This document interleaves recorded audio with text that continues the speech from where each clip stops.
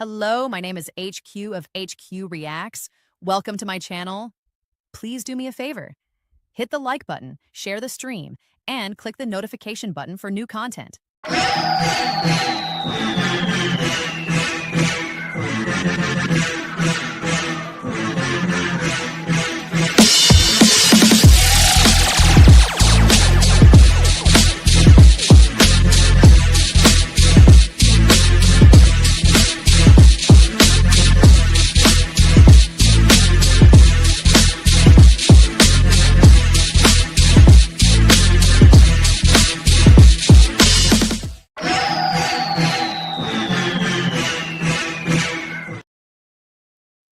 Hello. This is HQ in the house. Of course. Sometimes I run late. I got things to do. I have a life outside of this job right here. Right. Tonight we have the white privilege. Do we? Let's hear from Charlie. So recently I've made some videos calling for unity. I've said some things in them that I probably shouldn't have said while asking for unity, and I get that. And I thank everybody for their feedback on it. And I'm happy to see such a good reaction to the fact of calling for unity. Again, no more parties. There's no more left versus right. No more name calling. No more degrading people. No more pointing the fingers at people. The ones that we have to point the fingers to are the ones at top. Us little guys have no control over what happens to each other's lives, and we got to stop holding it against each other. Every single time we fight, every single time we tear each other apart, we're letting the rich, powerful, elite win, and we can't keep doing it. I don't want no more division in this country. I'm a Marine Corps vet. I didn't fight for my country to watch its own people tear each other apart just because the rich and elite on top are making that happen. Every time we do this, they're winning. They make money off of our suffering. They make money off of our division.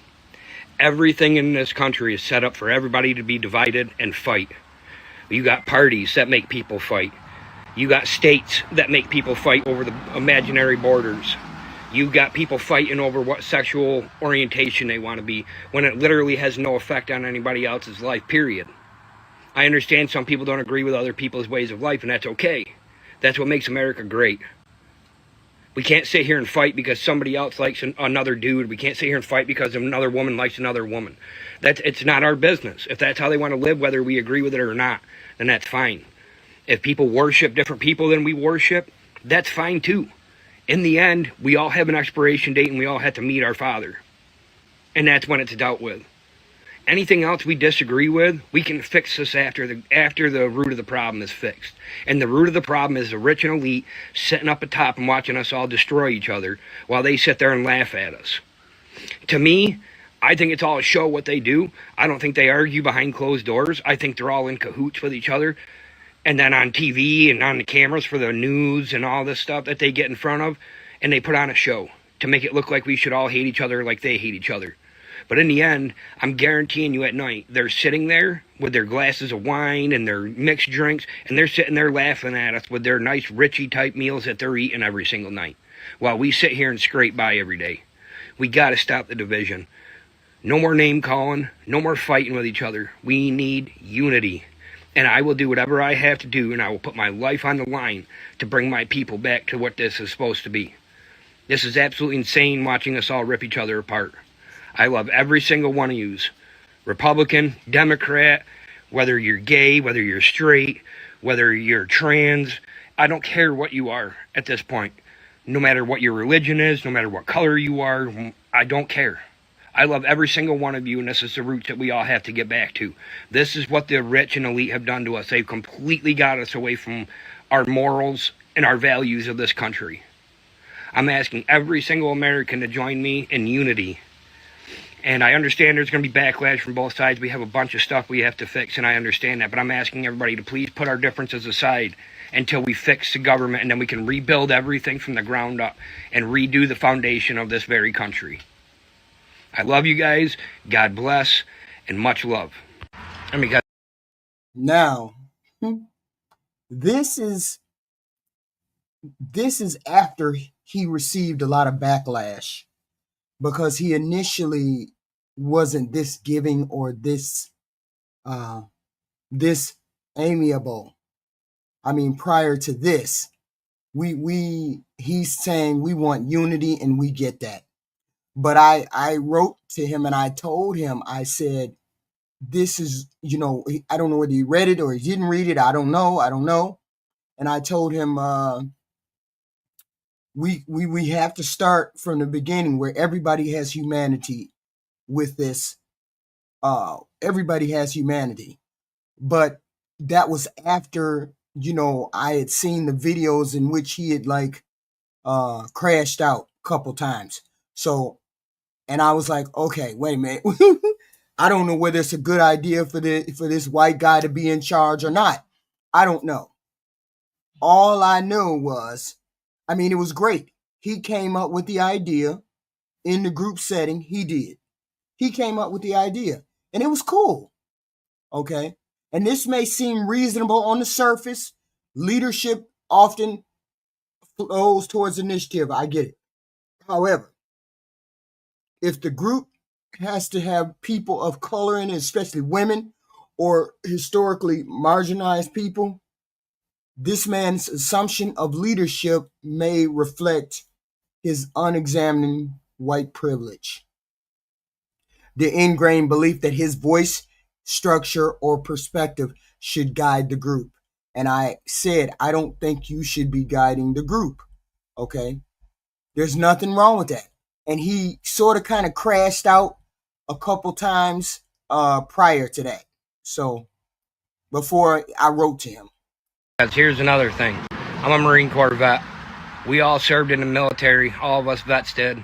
And not one time did anything ever get brought up about our differences. Nothing got brought up about political parties. We all fought as one. So if we can do that in the military, why can't we do that in our society? It's time, people. People like me don't usually come on here. I'm not the camera type. I'm toothless. Don't care about that. Don't care if any of you got anything to say about that. But I'm tired of keeping my mouth shut. Charlie Kirk's death sparked outrage with a lot of people that normally stay quiet. Right. But I just don't give a fuck no more. Any of you Democrats, don't come near me. We don't want nothing to do with you. Nothing to do with you. And if you think that you can just do whatever you want, whenever you want, and then try to hide behind the Bible when we say we want to retaliate and say that we aren't living God's word. Well, neither are you. And we are living God's word. We are God's army. And God will get his revenge on you, not us. He will do it through us. But just know, you Democrats, you lunatic lefties, gonna get what's coming to you. You can't do people wrong in life like you guys always do and think you're going to get away with it. Karma is a bitch. Now, that's the way he was talking when he initially got on. This was how he was talking at the beginning. And he wanted to come on there and talk about Charlie Kirk. He was angry, right? This was what we initially saw. Hey, all you worthless lefties out there. You want to know why you're able to run your mouth on the internet? Because places like TikTok and Facebook censor people like me. I can't even tell a grown-ass man that he's a dude, even though he wants to be a girl, because that's against community standards. But you nasty-ass, worthless pieces of shit can get on any site you want, post videos about how there's two better candidates, and you're happy that this dude was shot and killed and everything like that, but that's okay. But TikTok shuts us up. We're not allowed to say anything to you people. But that's only on the internet. Like I said, get some balls. Stop being cowards. Stand up for what you believe in. But do it out in public. Okay? We do it. Why can't you guys? Because you're pussy. You're pussy. You hide behind the internet. You hide behind these people, these liberal companies, these liberal sites like TikTok and Facebook that protect you. And that's where you got all your balls from. None of you show your face out in public. I don't see any of you wearing "We Are All Tyler Robinson" shirts. I don't see y'all coming out there praising Tyler Robinson out in public. Do you? No, because you're too pussy. But we sure do wear our Charlie Kirk shirts nice and proud, huh? And we sure do come out here and preach our ways of life nice and proud. Quit hiding behind social media where we're censored. Come face to face and then maybe you can get some respect. Won't change how we feel about you. Won't change it we don't want no unity. Won't change it we don't want no conversation with you pieces of shit anymore. But you'll still have a little bit more respect when you get your ass beat. We still hate you. We still want nothing to do with you. You are literally the scrotum of this entire universe. You are the epitome of the human race. Worldwide hated. Worldwide. Y'all need to open up your eyes. It's a worldwide movement. Yours isn't. You're completely outnumbered and you act like you have something to stand on. You got nothing to stand on. Come get us.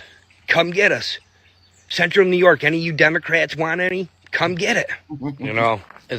And that's the conversation that this person expected people to come over to his side, because now he understands that it's the rich versus the poor.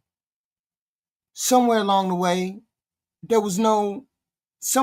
he got his sympathy or his empathy. I don't know what happened, but this was definitely white privilege. As much as I hate the libtards and I'm completely against their ways of life, I think it's gotten to the point where it's no longer left versus right. Now it's not no longer any left or right. After threatening us like he did. There's way too many sketchy things going on with this whole thing with Charlie Kirk and everything that's come out with it.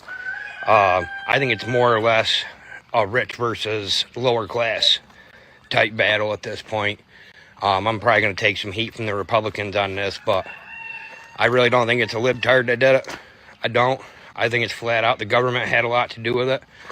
Charlie was putting things out there that the rich and elite don't want put out there. He was exposing a lot of the rich and elite. Bibi Netanyahu, personally, I think he's behind it all, because he was exposing a lot of what Israel was doing. But he was exposing a lot of what the American government was doing, and we know how shady the American government is. I am a diehard Republican. Like I said, I don't agree with the liberal left way of life. But at this point, I think we all got to cool the jets against left versus right. I think this is more of a rich versus lower class. I think these people are trying to completely take control of everything. They're trying to cover their tracks of all the dirty, scummy shit that they all do. And this is a Republican Party. They, as much as I'm a Republican, they do dirty shit too. It's not just the left. It's not just libtards. It's not the far left. It's the government itself is a nasty, dirty thing. And I think it's gotten to the point where we all have to come together and stop worrying about left versus right and start worrying about good versus evil, right versus wrong. And I think we also have to put our governments in check. A massive overhaul has to happen for sure. I just don't know anymore. I don't know who to trust. I think we all had to learn to just start trusting each other and stop trusting the governments. Because really, they're the ones that are the root and the cause of all the problems in anybody's country, not just America. The news outlets are terrible. They push the rhetoric on both sides for attacks to happen because they love division. The more division there is, the more money they're making on. Right. I'm sorry. The more stories they have to cover, the longer they're going to be out there. So it's getting to the point where we have to stop listening to the news. We have to stop listening to the government, and we have to just focus on working with each other. Like I said, I can't stand the left, but I think it's at a point where we have to put our differences aside for the better good of the whole general picture. And that's amazing. And that would be amazing thing. It would be. But we Dems can't, but you Republicans don't stand for anything. That's the problem. You don't stand for anything. You only hate, which is what I say. You know what I stand for. So that's not true, Osmos. You know what I stand for. So this man got on here and he thought by saying the things that he said that people would jump behind him, that he had the solution for it, right? You saw with the first video. You saw the first video. He sort of turned it around, okay? He sort of turned it around. Yeah, he definitely was showing his hate. I haven't shown one thing that's about hate. Not one thing. Let's hear from Charlie Kirk when it comes to what is it called? Privilege? Let's see. What about this privilege?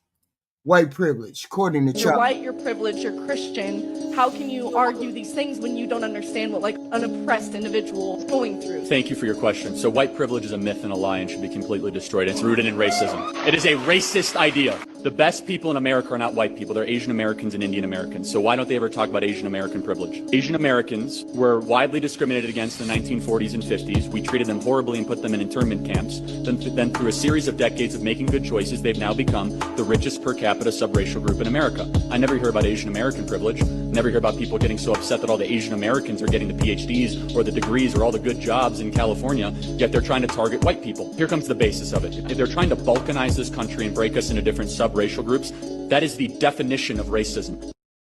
Wow. I have a personal... Okay. Wow. So Charlie Kirk's claim that Asian Americans have more privilege than he does because they're smarter or something like that is very misleading. And it's a harmful, very harmful trope. It relies on the model minority stereotype, which falsely suggests that all Asian Americans are naturally successful, which falsely suggests that they're academically gifted and free from discrimination. It's a lie. The stereotype ignores both the diversity and the struggles within the Asian American community, including the poverty, immigration barrier, and racism, and is often dismissed by the real effects of white privilege in America. Intelligence is not a form of racial privilege. It's a human trait shaped by opportunity, access, environment. Suggesting that Asian Americans are privileged because they are perceived as smart twists the concept of privilege into something that it's not. Privilege is about systematic advantages, not personal ability. That's where Charlie got it wrong. White privilege means being a part of a group that historically and currently benefits from racial preference in education, employment, housing, and justice systems. Asian Americans still face racial profiling. Stop it. Still face hate crimes. Stop it. And being treated as foreigners in their own country. Things white people do not experience. That's the reason there's white privilege. So finally, him claiming the claim is dangerous, for one, because it pits racial groups against each other instead of focusing on the systems that cause the inequity. It encourages resentment towards Asian Americans while letting white privilege go unexamined. There is white privilege in this country. In reality, acknowledging the success of some Asian people designed around the comfort and acceptance. Charlie was wrong. It is what it is. The statement reveals his misunderstanding or avoidance of how systematic privilege actually works. Privilege isn't about who's smart or works hard. It's about who the system was built to protect and favor from the beginning, and that's the white person. Okay? White privilege. Hold on. Let's listen to it. Wait a minute. Where did I put Charlie Kirk thing? Doggone it. I did something with Charlie Kirk thing. What the hell did I do? Did I freaking erase it? Shit. Did I erase it? Oh, no. Okay. So here's the thing with Charlie Kirk, founder of Turning Point. He's been accused of exhibiting white privilege, and racism because of the way he speaks about race, inequity, social policy. His rhetoric frequently dismisses or downplays systematic racism in the United States. He likes to frame racial disparities as issues of personal responsibility, which is what most of y'all do. Oh, you just need to pull yourself up by your bootstraps. You're just lazy. You're just a victim. Rather than the historical and structural disadvantages that come with being a minority in this country. People argue that this perspective, he's willfully ignorant. Charlie was willfully ignorant. A refusal to acknowledge how race and privilege shape opportunity here in the United States. By positioning himself as colorblind or unbiased, as he said, he reinforced the same unequal systems he claimed to be analyzing objectively. People view his stand as textbook example of white. His stand is textbook white privilege in action. When someone has lived their life largely shielded from racial discrimination, which most white people have,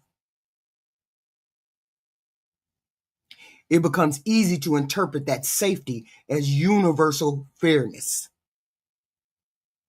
He often equated his own experience of success and freedom of speech with evidence that the system works for everybody equally. This perspective overlooks centuries of institutionalized racism. His perspective overlooked centuries of institutionalized racism, discriminatory housing, and education policies, and the persistent and ever-changing racial profiling that we get from police. His insistence that America is not racist effectively invalidates the lived experience of me as a person of color who encounters these barriers that he never even had to face because of his disconnect.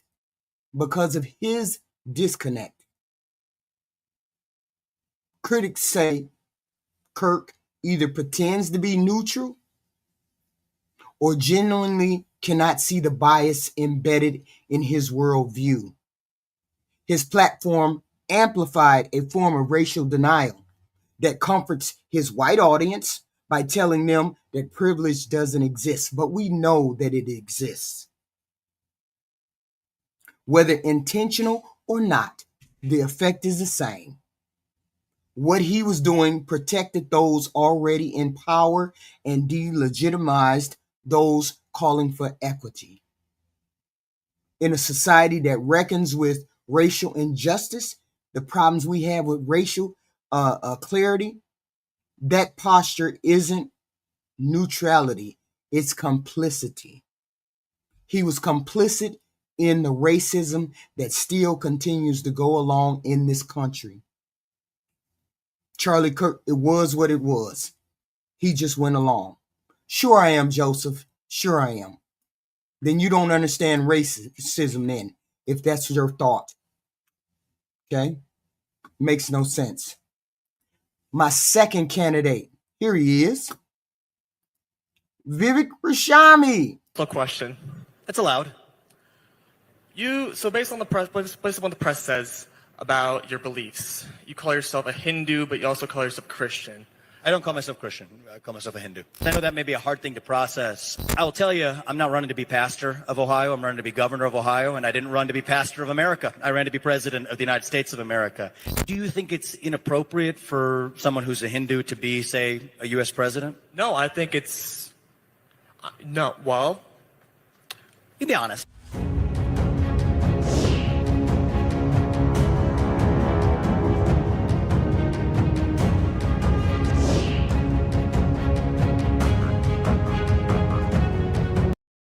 Now, what happened to Hqreactshq at that turning point gathering and his exchange, also with Coulter, is a stark example of racial and religious exclusion rooted in white privilege. And it reveals the emotional and psychological conflict faced by people of color who try to gain acceptance within predominantly white spaces. I don't know what the fuck Ramaswamy was doing. I don't know what he thought. Okay? I don't know what this man thought. Why you thought you was going to walk up there? I have a personal question. That's allowed. So based on what the press says about your beliefs, you call yourself a Hindu, but you also call yourself Christian. I don't call myself Christian. I call myself a Hindu. Okay. So based on what the Turning Point's values are, which is Christianity, I'm a little confused on why you believe in I don't know. Wouldn't it be logical to conclude that a monotheistic organization would be more, I don't know, I guess I just don't understand why I guess a polytheistic ideology would. So basically what he's asking him is, why do you think a Hindu person, a person that's Hindu, has a right to lead us or be a leader to us as a governor? This is what he's asking. But he don't want to really say what's going on. He really don't want to say, you're a Hindu and we don't want you to be our governor. Tell me about what you know about Hinduism. Hinduism is a polytheistic religion that. So with due respect, I'll just cut in right there because there's one thing I have a little bit of authority on. I'm actually a monotheist. I believe there's one true God. It's from the Vedanta tradition of Advaita philosophy, not stuff that we need to spend a ton of time here on. But since you asked about it, I wanted to address it. I believe there's one true God. Now let me just ask you, because I know that may be a hard thing to process. What's your faith? I'm a Christian. I'm a follower of Jesus. Great. Do you believe in the Holy Trinity, the Father, the Son, and the Holy Spirit? I think a lot of people here do. So good. And that doesn't make you a polytheist, does it? Probably not. No. Great. Because I think this is it's a great spiritual question. There's good dialogue here. He's trying to say it's good dialogue here. No, it's not, my friend. When white conservatives tell an Indian American to his face that his faith and ethnicity make him unfit to lead, they're expressing ownership over Americanness itself. Wait a minute, let me get to that young boy. That one young boy who snapped off. Where is he at? Oh, shit, no. Do they got that young boy? Wait a minute. Hold on, let me get the young boy. Let me get the young boy. And see, Vivek Rashad, he should have known. I don't know why he went up in there and he thought it was going to be something different. I don't know why he thought it was going to be something different, but apparently he thought it was going to be something different. Now, listen to this conversation right here. It is. Are so bright and articulate, and I guess I can call you articulate since you're not an American black. Oh, and I agreed with many, many things you said during, in fact, probably more than most other candidates when you were running for president, but I still would not have voted for you because you're an Indian. Because you're an Indian. Because you're an Indian, and only somebody with white privilege would say some shit like that. Okay, that's the core of white privilege right there. The assumption that leadership, legitimacy, and national identity are the white people's to grant or deny. They're comfortable saying this shit because they operate from a social position where whiteness and Christianity are treated as a default standard of belonging. In their minds, Rashami, what's his name? Let me see. Hold on. We got to keep going. Let me get to that one I want y'all to see. I want y'all to see that one right here. Here we go. I want you to see this one. Do you? You should sponsor this whole... Is God. Okay. I want you to see this guy right here. Because you just enjoy being down here. You like my company? Right here. Is that what it is? How many of these have been collected, either given to you or have been a bit? All right, run the clip. Run the clip. Jesus Christ is God, and there is no other God. He is part of the Holy Trinity, and any other God is a demon, and it's false. How can you represent the constituents of Ohio who are 64% Christian if you are not a part of that faith? He didn't. So he done been told 2 times to his face. Okay? Because they feel as though Christianity and whiteness are the default standard of belonging. In their minds, Ramaswamy can campaign, speak, and even echo their talking points, but he will never truly be one. He said, calling other people's religion, that's wild. That's wild. Okay? Because I think there's more Muslims on the planet than there is Christians. Okay? What's going on? I don't understand. Why would you even say that to another human being, that your religion is demonic? But Ramaswamy should know that just because he campaign, just because he speak, and he can echo their talking points, but he will never truly be a part of them. Okay? He will never be a part of them, be one of them, because his very identity challenges the racial hierarchy they're normalized.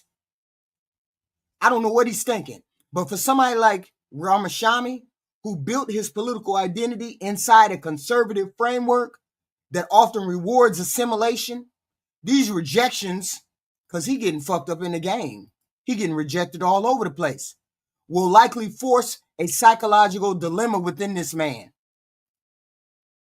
Being invited into the Trump White House, he's aligned with the spaces, given airtime and momentary legitimacy. On the other hand, those same spaces repeatedly remind him that his acceptance is conditional and revocable. He may rationalize this by telling himself that merit or ideology can overcome race, or that his success will prove them wrong, but the deeper reality is that he's facing the limits of inclusion in a movement built on exclusion. That's a painful recognition. This episode that he had in his church underscores how white privilege not only harms outsiders, but also manipulates those who seek entry into it. Ramaswamy continued efforts to belong may reflect a belief that he can outperform or outthink or outprejudice the very human being, but ultimately self-defeating is going to be his hope. The conservative figures rejecting him aren't just expressing the bias, they're reaffirming a racial gatekeeping system that says political power and cultural legitimacy belong to white Christians, white nationalists. Ain't that what they're trying to push on us now? Christian nationalism? Like they're the default, they're the standard. White privilege is the standard. That's what they're trying to push on us now.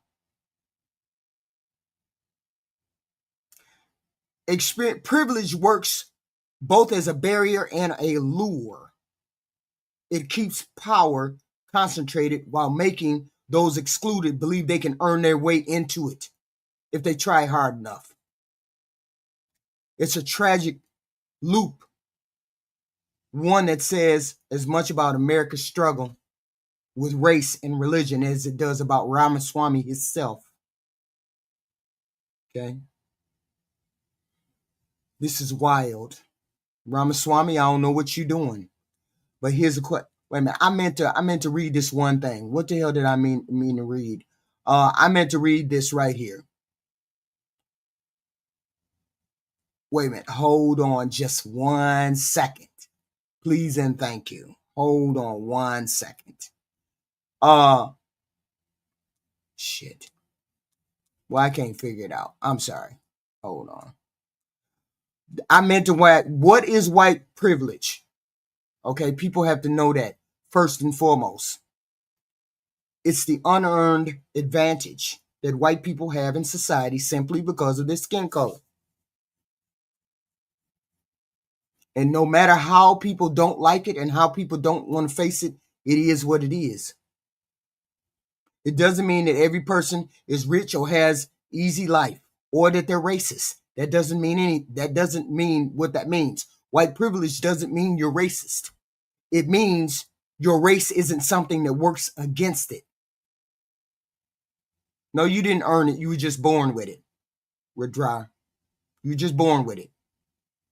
And since people uplifted here and not in other countries, but they uplifted here, it is what it is. In many countries, especially in the United States, white people are less likely to be stopped by the police for no reason, more likely to see people who look like them in leadership roles, and more likely to be treated fairly when applying for jobs, houses, or loans.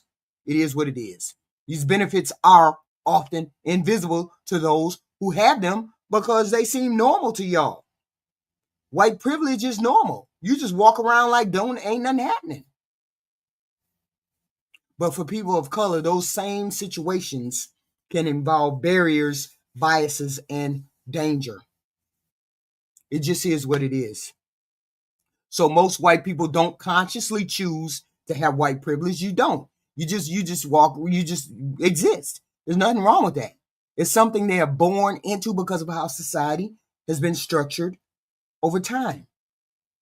From the beginning of the U.S. history, laws and systems were built to favor white men.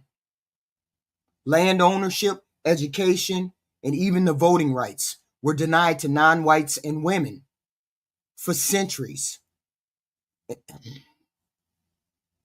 Those patterns didn't just disappear, they evolved. Those patterns didn't disappear. That's what you all don't get. They evolved into something else. So even today, the echoes of inequity still shape who gets opportunities and who faces extra obstacles. White privilege, in the sense, is less about individual guilt and more about collective advantage that continues through habits, assumptions, and systems. Because just take this for example. A lot of people say, you black people or you minority people or whatever, y'all get food stamps, y'all get housing, y'all get all these extra perks and whatnot. Ask yourself one question. Would you change with all the things that I get as a black person, food stamps, all that? Would you want to trade places with me? Would you want to be black for a day? Most of you would say no. That's where your white privilege kicks in, because you know you have more of an advantage than I do. And there's nothing wrong with that. We just have to recognize that. Okay? Yeah, but there's a lot of people who say they get food stamps, they get X, Y, and Z, but you wouldn't. But if I got all of that, would you want to trade places with me? More than likely not. That's the white privilege kicking in. No, you don't want to be me. You want to be you because you have the advantages. But white privilege is often invisible to those who have it. It's just invisible. There's nothing wrong with it. It doesn't mean you're racist. It doesn't mean any of that. Okay? But many white people don't recognize it unless it's pointed out to you. For example, a white person might say, I don't see race. I worked hard for what I got. Not realizing that people of color often work just as hard, but still face barriers that white people never encounter, though. Okay? This isn't necessarily because white people are intentionally ignoring racism. That's not what I'm saying. It's often because they've never had to think about race. You don't think about race as a white person. You don't think about race. Okay? You don't think about it. Okay? It's not that you're ignoring it. You just don't think about it. That's all. That comfort of not having to think about race, that comfort that you have, being able to move through life without worrying about discrimination is one of the clearest signs of privilege. White privilege becomes harmful when people deny that it exists, like Charlie Kirk said, or Charlie Kirk did, or he refused to listen to those who experienced racism? How are you, who doesn't experience racism, tells me that there is no racism? You can't tell me that. And if you're trying to tell me that, that means you have white privilege. Because your privilege is what is right. Your privilege is the standard, the default. Okay? When you say there's no racism or no white privilege, like Charlie Kirk kept saying, you shut down the honest dialogue that in the conversation that about inequality. You all please hit the like button if you feel like button, subscribe button. We have content every weeknight around 9:30, 10 o'clock. Please and thank you. Hit the like button. I'd appreciate it. Subscribe button, share button. Please and thank you. But these are uncomfortable conversations that I would love to have. No, I'm not dogging Charlie. I'm just saying what he said. Charlie said there was no such thing as white privilege. We know that's a lie. See, the denial keeps systems of discrimination alive because you can't fix what you refuse to see. You cannot fix what you refuse to acknowledge, right or wrong. You cannot fix it. You cannot help it if you deny that it's there. I wish Charlie would have leaned into saying, yes, it is there, and I'm going to eradicate it if I can. I'm going to get rid of it if I try. I wish he would have done it that way. The key isn't to feel ashamed of privilege. No, I'm not saying that. It's to use the awareness of it to challenge unfair practices when it appears, to share space and power, and to make sure others are heard and treated with respect. That as a country, understanding white privilege is vital because it helps us see the full picture of inequality. It's not about blame. I'm not blaming any white people. I'm not blaming anyone. It's about balance. When more people understand how history and bias still shape today's daily life, we can create fair workplaces, schools, communities. Recognizing white privilege doesn't take anything away from white people. It simply adds truth to the story. That's all. The goal isn't guilt, it's growth. Once people see privilege clearly, they can help build a society where fairness isn't a privilege at all. It's the standard. Okay. Because when I walk into a room, Teresa, I don't walk into a room. When you walk into a room full of people, you feel as though you belong there. That's not how that goes with Black people. That's not how that goes. Okay? I'm saying you never wake up and decide, I can't do this because I'm Black, or I can't do this because of that. You know how the closest thing I can say is a man or a woman. Certain things people expect a man to do, but they won't let a woman do, or don't expect a woman to do. That's sort of like how we Black people feel when we feel like certain things we won't be we'll be judged for instead of being able to do that. Okay. Ask a Black person if they walk into a room full of white people how they feel. They're gonna feel uncomfortable there too. Sure I am, Dean. You gotta grow up, Dean. You gotta grow up. Really, you really just gotta grow up. Okay, now we have our next candidate for the privilege, which I felt really sad about when I heard about this. Okay, here we go. Were exposed sending racist, homophobic, and anti-Semitic chat messages. An investigation from Politico this week revealed a nationwide group chat with members of different state chapters of the Young Republicans National Federation. At the center of the story were Kansas Young Republican leaders Alex Dwyer and William Hendricks. Screenshots show them using slurs for Black and gay people and laughing at comments implying they're pro-Nazi and want to put their political enemies in gas chambers. At one point, Dwyer makes reference to 1488, a known white supremacist symbol that praises Hitler. Kansas GOP leaders were quick to condemn the messages and distance themselves. Kansas Young Republicans Vice Chair William Hendricks was also serving as a communications assistant for Kansas Attorney General Chris Kobach. On Tuesday, Kobach's office told KCUR that Hendricks had been fired and called his comments, quote, inexcusable. The chair of the Kansas GOP, Denidre Herbert, said that the Kansas Young Republicans organization is currently inactive. Their website and social media profiles have all been made private. The Kansas GOP has also said that the racist messages do not reflect the beliefs of Republicans. Democratic Kansas Governor Laura Kelly released a statement saying that she appreciated the expulsion of the Young Republican chapter and the Kansas GOP denouncing their messages, but she also said, quote, their words ring hollow, given some of their own posts on social media. Dwyer, Hendricks, and multiple others associated with the Kansas Young Republicans did not respond to requests for comment, but we plan to continue reporting this story as it develops. For KCUR and the Kansas News Service, I'm Zane Irwin. The Kansas Young Republicans organization has been shut down. Okay.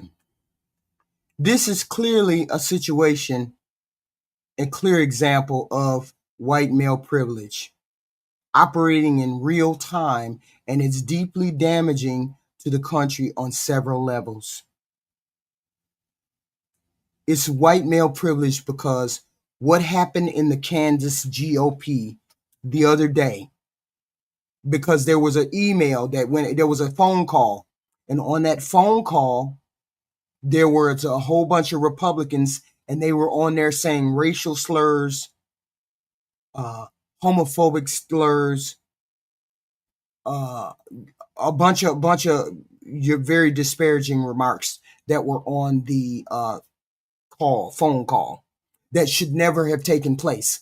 Now, my question is, why is it that it would take place on a phone call that would be a professional thing, but it was full of white men, privileged? Okay. Sure, I'm extremely miserable, Paul, extremely miserable. So why was this happening? Why was this male privilege? What happened in the Kansas GOP call reflects how power and comfort are distributed unequally. Those white men felt safe enough to say bigoted things, not because of racism, not because racism disappeared, but because they knew they were surrounded by people like themselves who wouldn't challenge what they said. That sense of safety in expressing hate is itself a privilege. It's the confidence that there will be no social, political, or professional cost for speaking in ways that demean other people. People of color rarely, if ever, experience that kind of insulation. Very rarely do we do that. We have to measure every word, tone, and emotion in professional and political spaces. The fact that these men could freely trade racist tropes and only fear exposure, not the harm of the rhetoric itself, shows how privilege blinds them to accountability. How is this damaging? This isn't just about bad optics. This phone call that they had, that they were on, and they got exposed through it. This isn't about bad optics. It's corrosive to democracy, and it erodes trust in leadership, our leaders.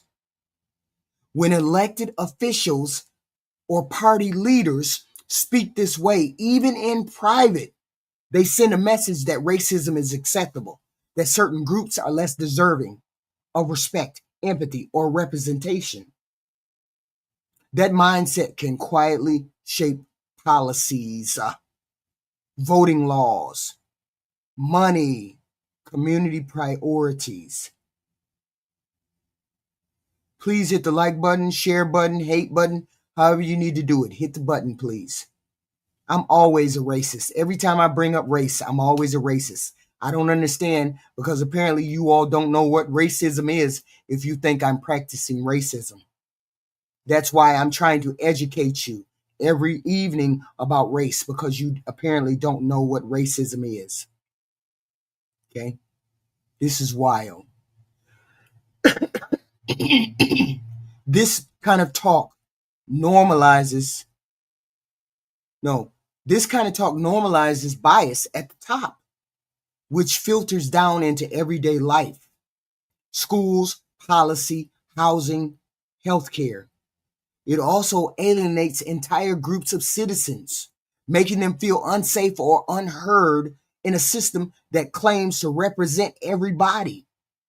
How can you be my representative if behind the scenes you're talking about I eat watermelon, or I don't have the brain power to work, I don't have the brain power to do X, Y, and Z? How can you represent me if that's the way you feel about me?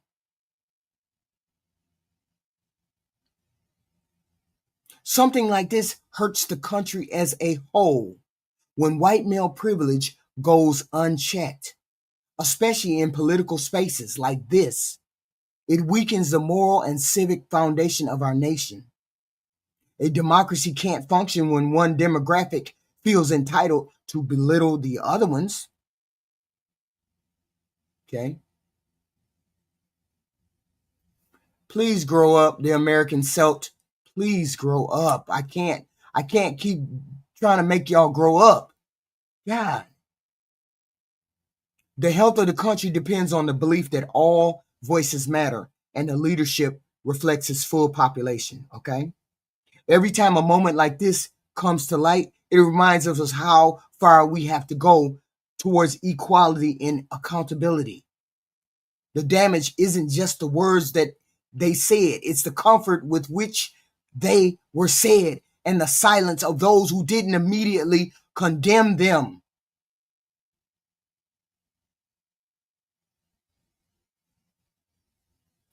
That silence, too, is privilege. It's one of the most dangerous kinds of white privilege.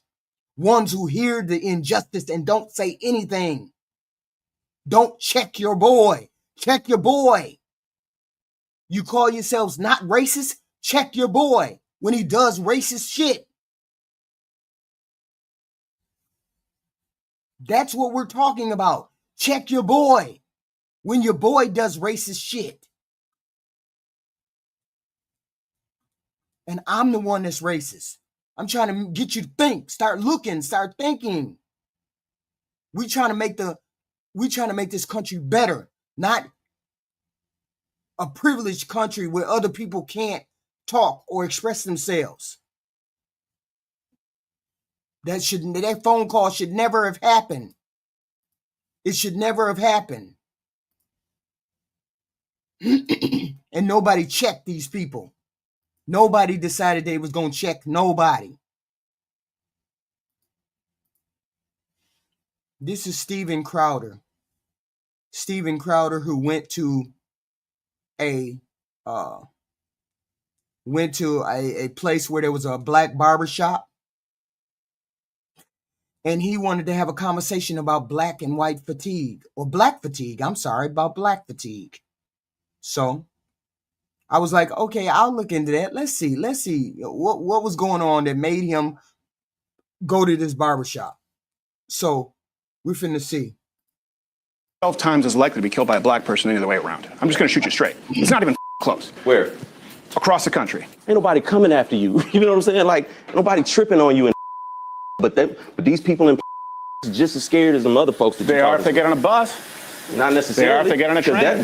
That lady wasn't in danger because that man was black. That lady was in danger because that man was crazy. Nope. Whenever we want to ask for equality and fairness, it's a problem. So white America. So it's been several $1 trillion. When is it enough? Where's the bird? No. Where's the bird? You're not stopping white America from doing anything. You know what? The bird just burned down $4 billion worth of cities and 60,000 assaults. There's 3 times to 4 times as much homework. than the black kid, and the white kid does 2 to 3. Why? Because it's culturally, it's conditioned. Exactly. So why is it better parenting from Asians than white parents? Why? You said what? Well, we're having real talk. Why do young black men fight in packs? So a couple of years ago, when I started Black and White on the Gray Issues, I sensed some growing discontent, or more of a racial divide in America than I'd experienced in my lifetime, and it seemed to be egged on by legacy media.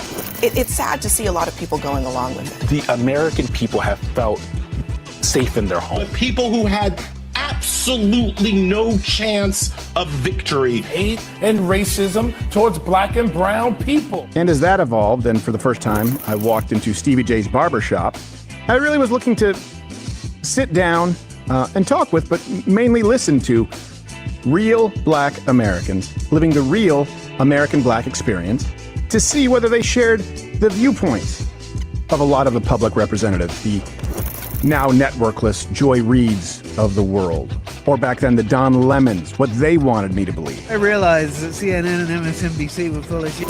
And overall, it was a largely warm, productive conversation. I think served its purpose. You can go check out that video to see what it was like. Fast forward to now, and not only have things not really improved,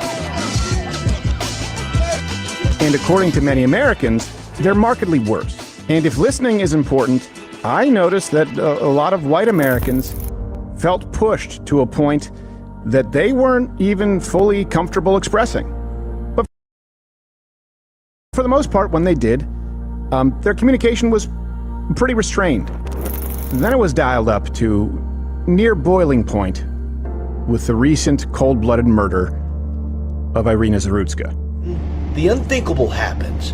You see Brown pull out what officials say was a pocket knife. He unfolds it, then stands up behind Hqreactshq. What we aren't showing you is the moment where Brown then stabs Hqreactshq several times and walks away. And that murder taking place at the hands of a black man who was arrested at least 14 times and released largely in the name of racial justice, spurred a reaction from white Americans that frankly is unsurprising. And truth be told, for young white Americans is understandable, and it would be doing America no favors to completely ignore the discontent of young white Americans who, if you listen to them, definitely will make the case that they have been vilified and asked to foot the bill for original sin or crimes that they've never committed. They owe each of us $300K. So I don't care how they get the money. That's not my problem. I just want my money. A debt is owed. You owe a debt. You have to pay it. And if you marginalize that entire segment, that voice of the country, that will lead to quote-unquote radicalization.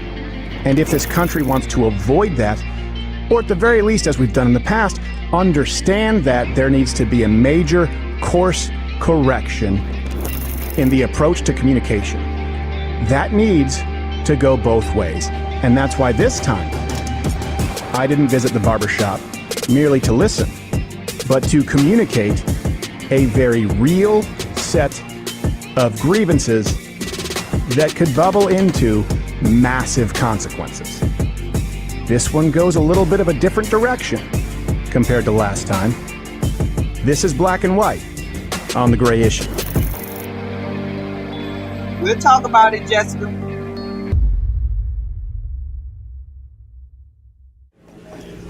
And that's Stevie right there, the blue shirt. Blue shirt? Oh, Yes, Steven. sir. I met Cedric. I think I scared him. I think he was... Hey, doing all right? Yeah, man. How you doing? Good to see you. I need it. You guys all have your beards nice and right. I've never learned how to do this shit. It's because people come here. Yeah. Oh, I see what it is. It's a power move. You have me sitting lower. Yeah, so we can all look down on you. No, thanks. Now, this is the first time I'm watching this, right? So, I've never seen this person named Steven Crowder. I knew he existed, but I had never went over to his channel because I just never went over. I saw him one time. Prior to this, I saw him one time. I saw him him and his wife, where he apparently was abusing his wife on the patio. and she was pregnant. I saw that video of him, and I never got any other video that made me want to go over there and have a, and engage in whatever he had going on. So this is my first time actually seeing him, actually seeing the man. You know what I'm saying? So let's listen to some of the things he had to say. They said you guys got some people coming in here after the last one? Yeah, a couple of people came they just through. Felt like, I think this is a place where white and black people have conversations. So it was funny. The first person that came last time was he said this out of his own mouth. He was like, I'm Indian, but he had on a MAGA hat. Okay. And he walked in and was like, hey, I saw you guys on Crowder. Can I get a cut here? Yeah, I guess so, man. Come on. Did you have your hand on your piece? You're like, I don't know if you can. Nah, because he didn't come. I'm sorry. Here we go. Rexa Mecca. I appreciate the super chat for $4.99. I got 5 channels, Ty Pro. You goofy monkey. She made you met a mod. It went to your head blocking who you like. Don't help channel grow up. We got that, Rekka. And you welcome, and fuck you too. Keep going. He didn't come like that. He didn't have the backpack and the ski mask on. Yeah, he didn't have that on. Was he nice? Was he good? It's cool. Yeah. What do you guys think like when you see someone with a MAGA hat? Because I know we were kind of talking about that last time. It depends on how they present themselves. To me. Yeah. For me. Well, okay, so like, what would present themselves in a way that would be like decent versus piece of shit? Yeah, some people carry that air of superiority. Yeah.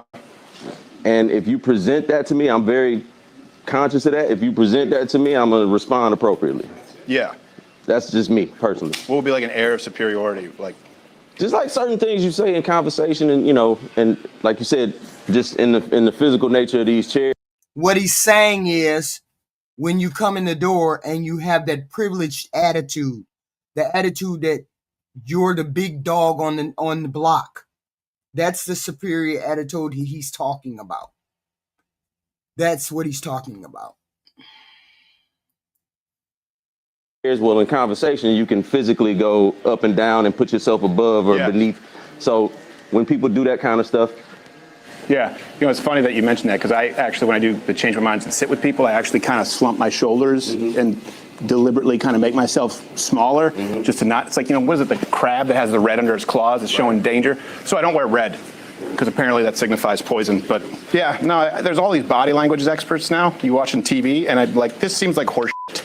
Like, he looks to the left so you can tell he's lying. Yeah, some of it is horse. It's like, I saw him on camera. He killed his girlfriend with a butter dish. I don't give a shit what he says. He took too long to say that answer. He had to think about it. No, he's thinking about what he wants to say. Yeah. He don't just spit out. He wants to think about what he's saying. Last time we talked, we were kind of just, and the reason was just like, often you see in news, people just kind of siphon themselves off right into an echo chamber. And I thought it was good. We were just kind of able to see other perspectives. Where do you think the country is now? Like with that? Like, is that an open question? Or? Yeah, race relations between, because last time I wanted to get your perspective, and there's a perspective now in the white community. None of us are an ambassador for the entire community, but things have changed quite a bit the last year and a half. Temperatures have gone up. But what do you guys think? What do you think we are in the country? I'd like to chime in on that. Yeah. I'm happy you asked that question. There are a lot of social and economic dynamics at play that have certainly gone, in my opinion, in the wrong direction. I don't think that people really understand the gravity of where we're headed. We are vastly sliding into an autocratic regime here. And absolutely, I'll give you several reasons. You see, in order to have, you can't have a one-dimensional approach when you're wanting to continue to lead from a global perspective, all right? What you see here today is an isolationism approach which has never worked in the past because we don't have an understanding of geography and history, all right? And I'll just simply close by saying, you got to understand something. The rest of the world is grossly infuriated with the way America has taken shape. And not only that, we're ceding all our best opportunities to China, right? Look around you in the... Yeah, he is Canadian. I get all of that. And I get that he's trying to bridge the gap somehow, some way. You know, so he brought himself into this barbershop and he wanted to have a conversation. And I get all that. But the thing is, how did he present? For something they didn't say, right? That's the real thing. I don't know if you guys were following the stabbing there on that train in Charlotte, Irina Hqreactshq. Last time I was asking where you guys thought we were, you know, as far as in the country relation. Like, have you guys heard of the term black fatigue? Mm-hmm. Yeah. You guys know what that means? Since the last time you came, that's become a thing. Yeah, I was about to say that's just become a recent thing. It is what it is. We can't stop people from being racist. They have to do the work. They have to do the work in order to not be racist. We can't do the work for them. If you walk around thinking that you're better than someone else, there's nothing we can do about that. You have to do the internal work to do that. That's all. And do you know what it means? I'm not sure. I'm going to ask that. It's a term that's being used by people in the white community, by and large, again, saying they feel like they've been victimized, and they're. Y'all put in the chat. Do y'all put in? I'm not a racist, Rob. Are you a racist? Then that would mean that you all are racist. I can't be racist. I don't have any power structure. It has to do with power. I wish y'all would read before y'all post in the comments. Can people put in the comment section, what is this black fatigue? Okay. Can somebody put in the comment section, what's black fatigue? They're tired of taking that shit. You know, that was a girl who was dying alone in public. And that was a guy who was let out 14 times. 14 times, including violent crimes. See, and that's the thing. That's the thing. I don't hate whites. And most black people don't hate whites, Rob. That's where you don't understand. If you're white, I can see where that might be it. But you need to look at your own backyard. Before you talk, you need to look at your own backyard. Why is a white guy over here telling me that black people are racist when he know full well he got racist people in his family? Why are you talking? Why are you talking to me, Rob? Just stop talking to me. That don't even make sense. But I need to know what black fatigue is. But see, here's the thing. He says this man who stabbed this girl on the train, it's a tragedy. He was mentally ill, and I get all of that. But most of his crimes were not violent crimes. Most of them were not. Okay? Because I looked up his record. He was breaking and entering, resisting arrest. That was his first couple crimes. They were not violent crimes where he went and full scale hurt people like that. So it's misleading what he's saying. Okay? This person was mentally ill as well. So there's a difference between a mentally ill regular person and a person that's just regular. They choose to do that. This person was mentally ill.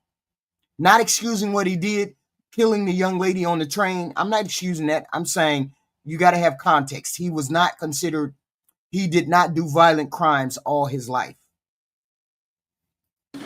In the name of racial justice, right? He didn't have to post bail.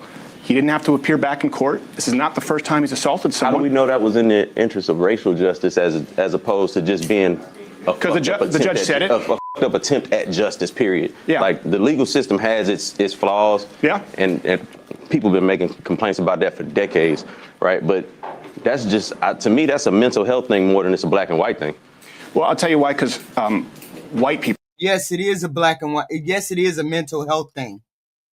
Because it could have been it could have been any person that was suffering from mental illness who did this. He just happened to be black. Had nothing to do with black and white. Okay? People are making it because it's black and white, but it's not a black and white thing. It's a mental health issue. People are saying it now. Right. Not just white people are saying, hey, we're in. What makes it a bigger thing? Well, because, white people are 12 times as likely to be killed by a black person than the other way around. I'm just going to shoot you straight. It's not even close. Where? Across the country. Where? Not in the United States. I mean, we're not talking about guns. And that's also misleading. You got to look at the statistics. That's also misleading. Because most crime happens black on black and white on white. And that doesn't just happen where a person crosses the color aisle and then starts killing on the other side. We very rarely cross aisles. White people very rarely cross over and kill black people, and black people very rarely cross over and kill white people. Because most of the crime that we've seen in the past couple of decades has been white on white, It's been white Christian nationalists or white Christian boys or white Mormon or white men who've been killing other white people. So that's misleading. I mean, I don't want to call him a liar, but that's misleading. Okay. Ghana. And like, yeah, what I'm saying is, in white communities or in quote unquote so-called white communities across the country, the rate is a black man or person, because most murders men, there are very few female murders, 12 times more likely to kill a white person the other way around. And then you look at the average amount of times that someone in this country is arrested before they're brought in for killing, charged with murder. Do you know how many times they're arrested on average before they murder? 11 times. Once again, the justice system's got its flaws, and people have been complaining about that for years. We spend more time trying to fix that than trying to complain about the white versus black of it all. Well, I think, just like I was trying to listen to all communities last time, I think. Rob, I told you I can't treat you like a kid and give you lessons in freaking statistics. Please go back. I need Rob. Everybody, we need Rob to post this violent crime thing. We need Rob to post it. Rob is making a definitive remark regarding violent crime. We need him to post what he's talking about. If he can't post it, then he's a liar off rip. I want to be able to get the statistics in the chat, because Rob keeps saying statistics that I think are lies, but I'm just want you to post the truth, Rob. If it's true, post it. I want to see it. It's simple. That's all you got to do is go to the website, the FBI website. That's all you got to go to a whole 2 or 3 websites and post it. I said, Rob, if you can't post it, then shut the fuck up. If you can't post it, shut the fuck up. Man, you spoke statistics, but you don't have any proof. Be quiet. No, your wife's boyfriend.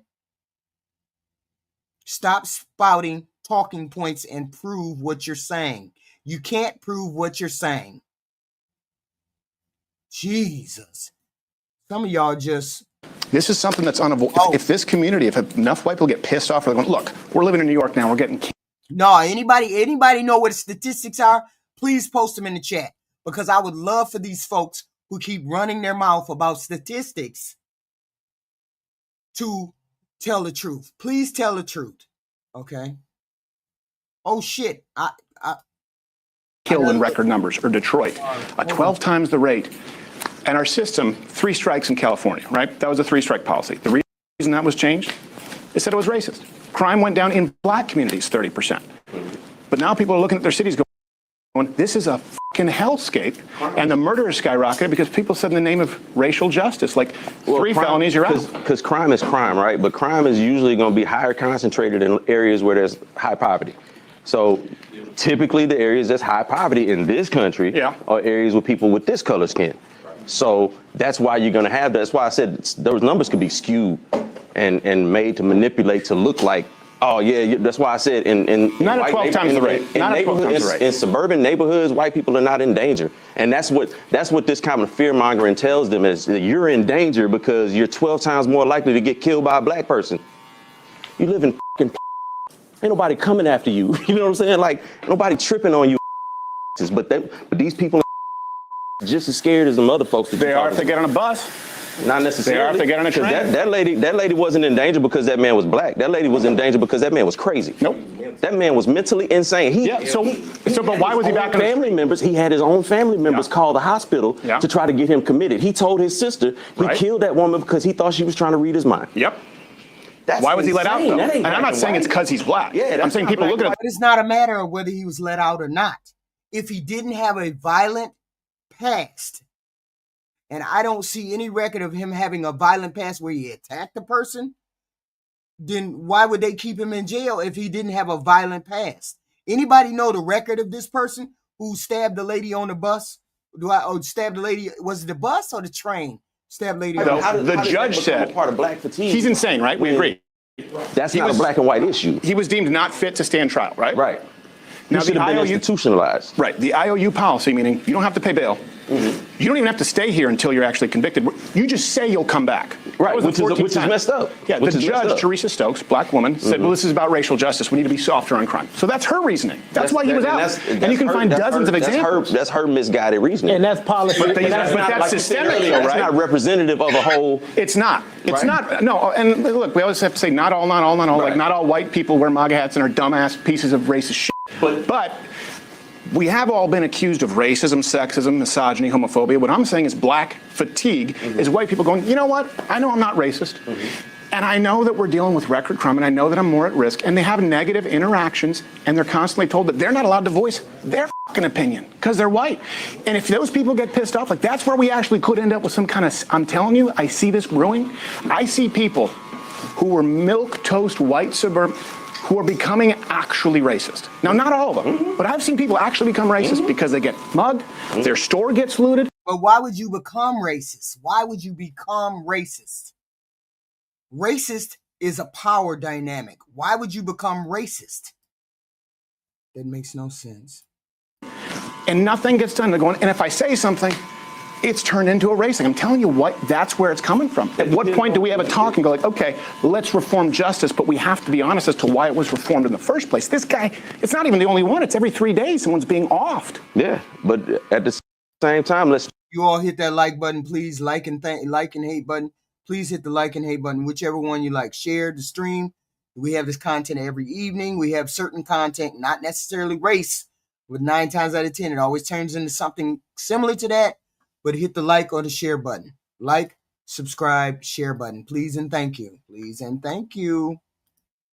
Please transfer that over to, I mean, there's a lot of unsafe things in this world. Like, getting mugged by a black person is not the paramount unsafe thing. There's school shootings, there's road rage, there's all of that shit. Yep. And the primary people that commit a lot of those are people who don't have this skin. No.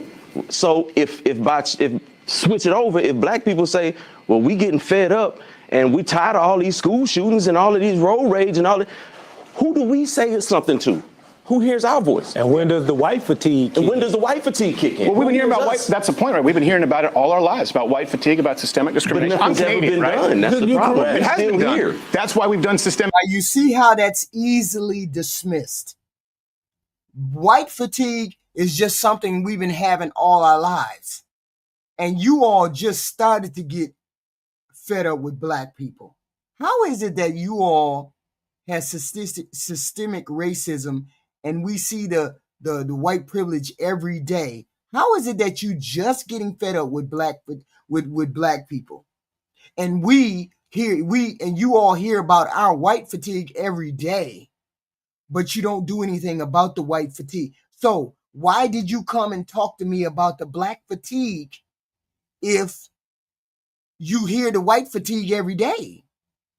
I'm not understanding. So our white fatigue is not important as your black fatigue? You brought up the black fatigue. Why didn't you bring up the white fatigue that you know has been happening in the community? Because this is wild. It is white privilege, sir. If you're white, shut the fuck up.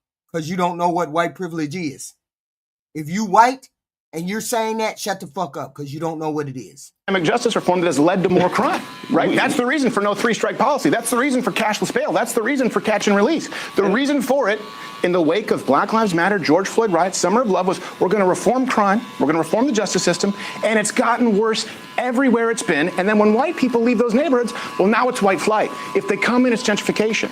And I'm telling you, there are a lot of people who are pissed off, and they're not going to sit down and have this conversation and be real about it. And they're going, well, what happens when someone has to keep their mouth shut about everything? Nobody tell you have to keep That's how they feel. That's how they feel. I don't believe white people have to keep their mouth shut. I think white people don't speak up about a lot of the things that they do and they perpetuate that affects us negatively. That's the stuff that nobody wants to, that the issues aren't made about those things. I really respect the platform that you have because you do have open and honest conversations. Virginia, please grow up. I can't make you grow up. I can't do it. I can't make y'all grow up. I can't make y'all face this shit. Instead of saying I'm racist, why don't you look inside? I can't make y'all grow up. And I have to say, I don't believe that those numbers about the black people murdering white people are correct. I don't believe those numbers are correct. What if they are? What if I'm not lying to you? If you're not. No, because I said that because the person came in the door and said there's no such thing as white privilege. And I said, if you're white, shut the fuck up, because you can't tell other people what white privilege is because you don't see it. If it's invisible to you, don't say nothing about it because you don't have nothing to say because you don't see it. Then don't come in here and say it ain't true and you don't see it. Then I've been misled and I've been isolated from realistic numbers. But I know in this country, from the time that we got here and until now, there's never been hordes of black people that just go out and maraud and menace white people.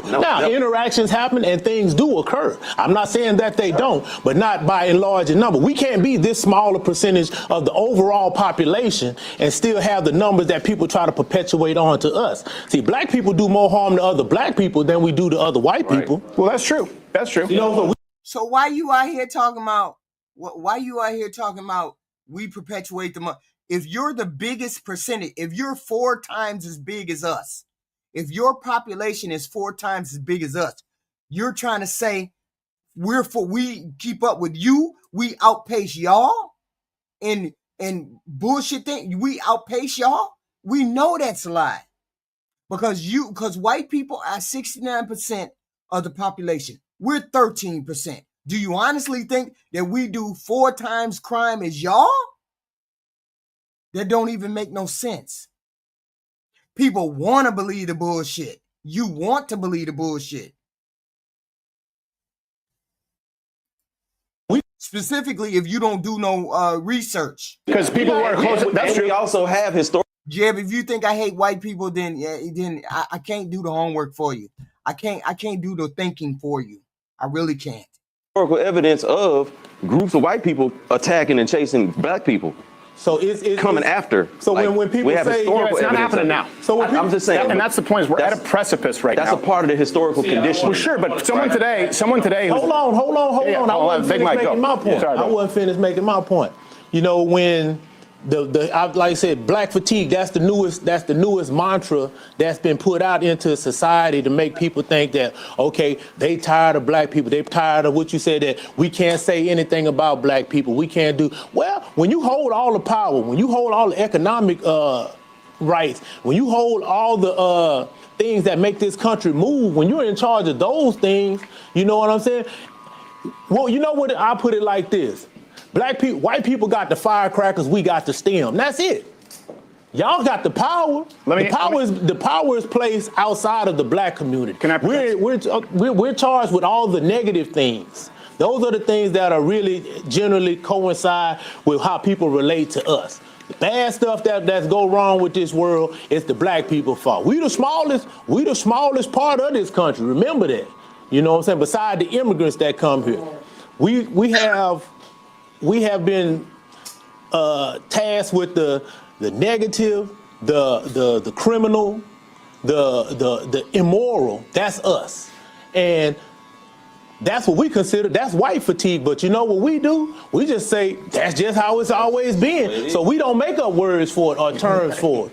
So now you have a frustrated group of white constituents that feel like, oh, we can't say anything. We have to do this. We have to do that so you don't be deemed as that. Well, if you wasn't that in the beginning to start with, there would be no need for the reform or the feelings that you have. You can't say anything about because you done treated us like shit for so long, and people finally stood up and said, hey, you got to stop treating us like shit. Now that you want to feel like, you know, things aren't going in the manner that you want them. Now we want the right to keep saying those things. What if your premise is completely flawed?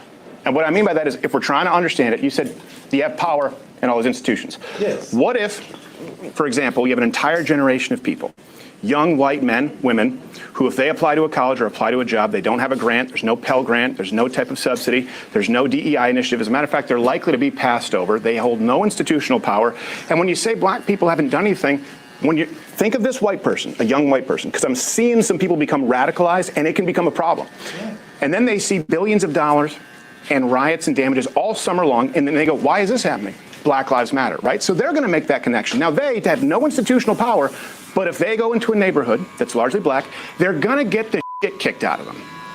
And they're being blamed for something that supposedly their racist forefather did that they have nothing to do with.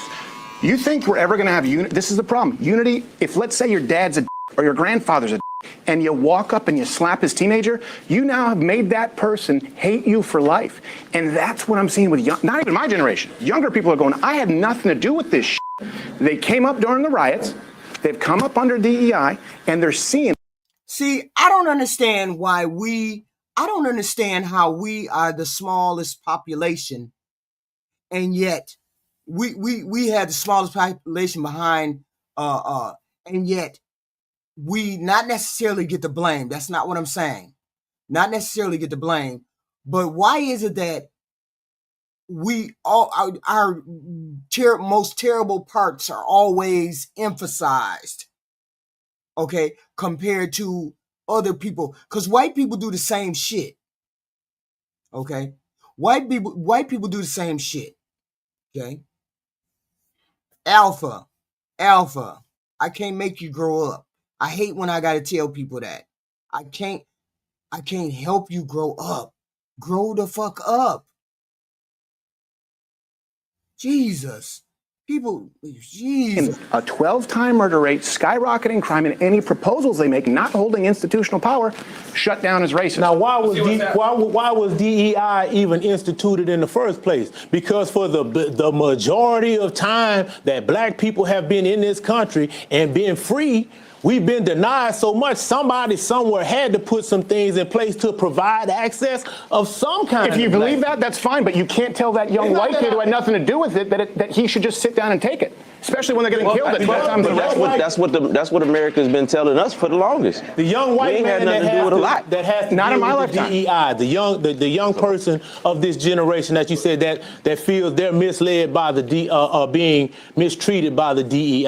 I'm just using it as an example. They don't hold any institutional power. Young white people don't. They don't have an advantage. Not yet, because they're young white people. They haven't advanced to where they're middle-aged white people, where the power comes. See, what black people, once again, when you got colleges that denied access to black people, you can't come here. Something had to be put in place. Well, look, y'all got to let some black people come here. Y'all can't just exclude. That started happening long before DEI.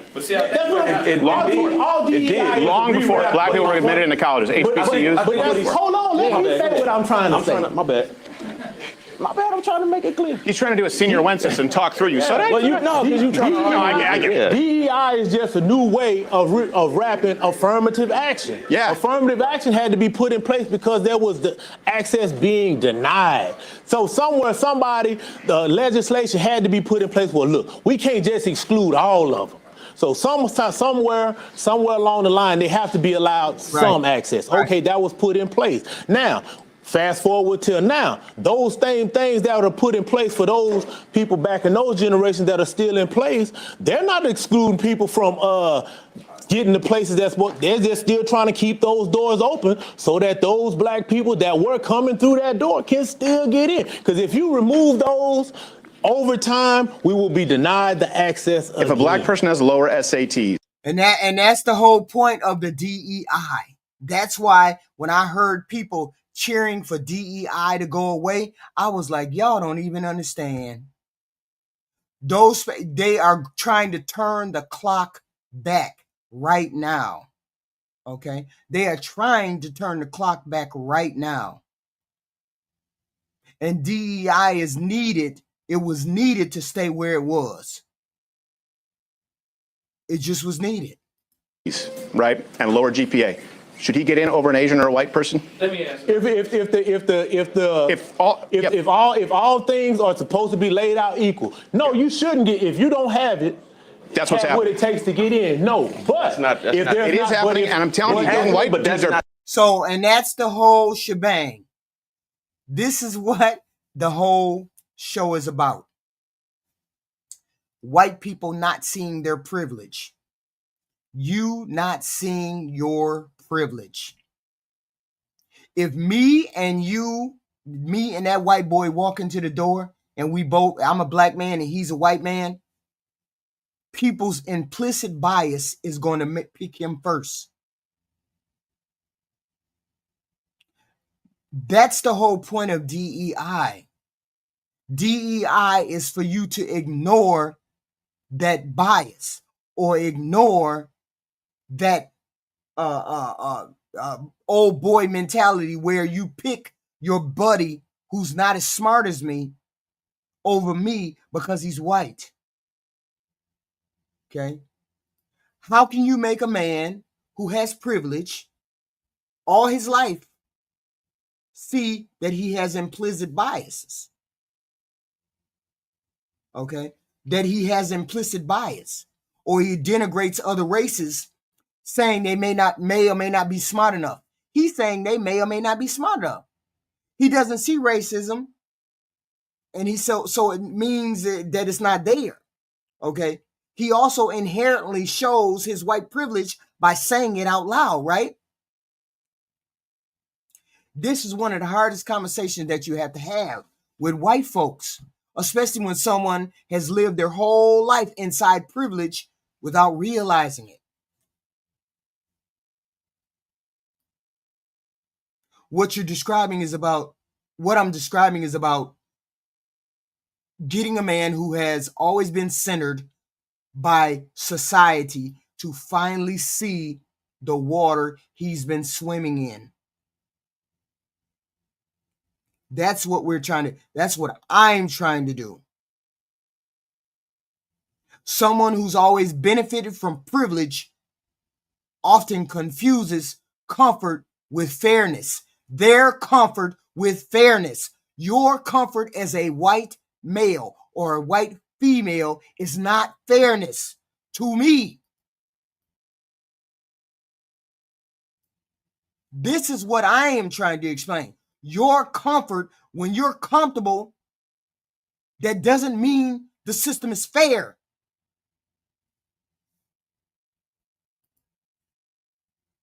That's what you're not getting.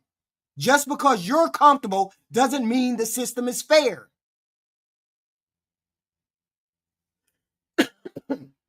Men like him say, I don't see racism, or you're overreacting, because his world has never required him to see it.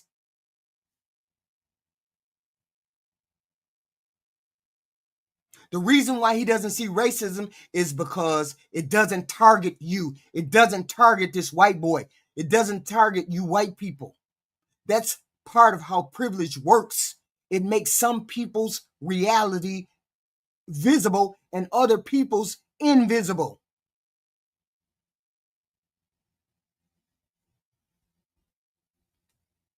All of us have implicit bias.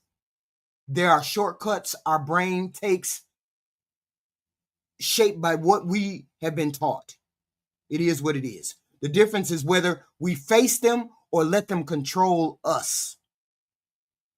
When you put down another race or dismiss their experience or dismiss them calling it racism, that's not the truth. That's bias showing itself.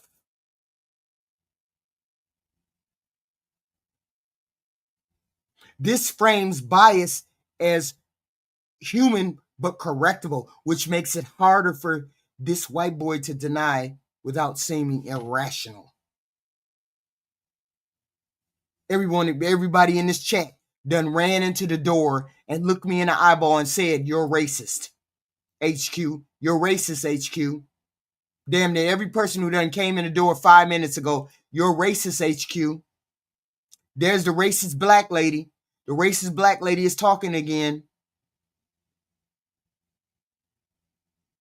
You're not going to shut me down from talking about race and privilege. You need to face your own prejudices and racial biases. Don't come in here saying I'm racist. That's not how that works. That's not how that works for me. That's not the majority of what's happening. It is happening. In relation to DEI, first of all, DEI has been more beneficial. I'm a former commercial contractor, all right?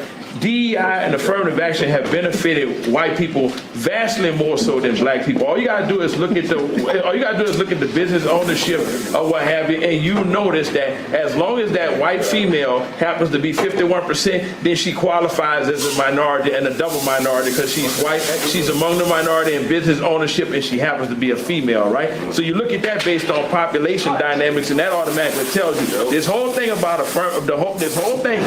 DEI was, number one, not as much targeted towards blacks as much as it was targeted towards minorities, which includes that LGBT, I agree.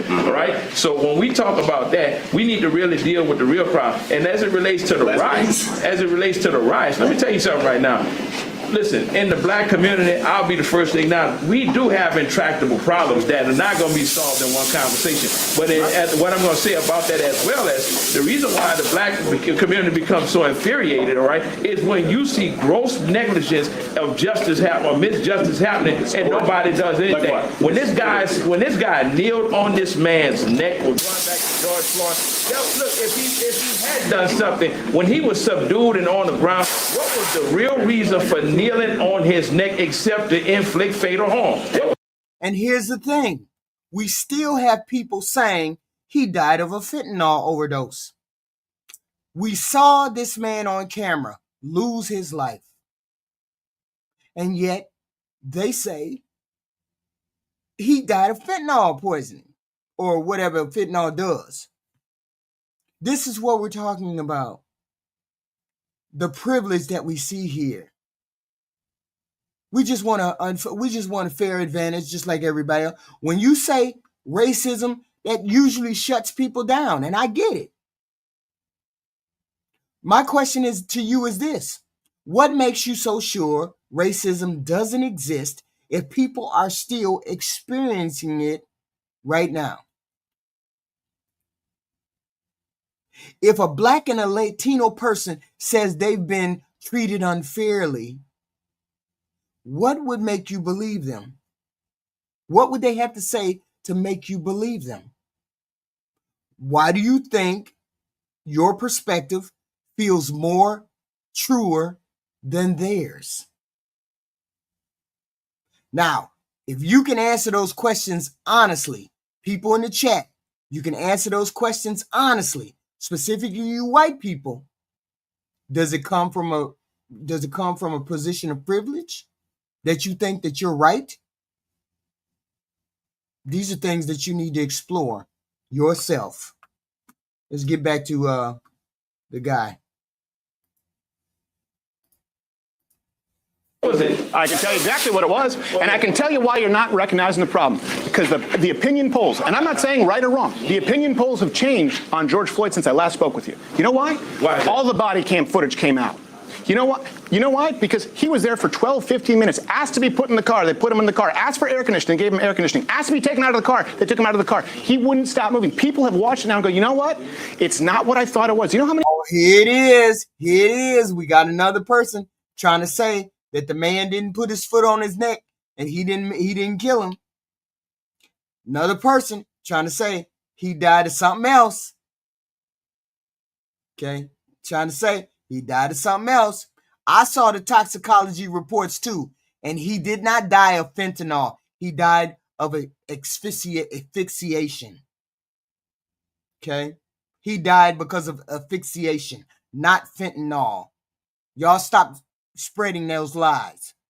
How many times he was arrested before that? 9. He shouldn't have been. You know what would have saved him? 3-strike policy. He robbed a woman at gunpoint with a child in the house.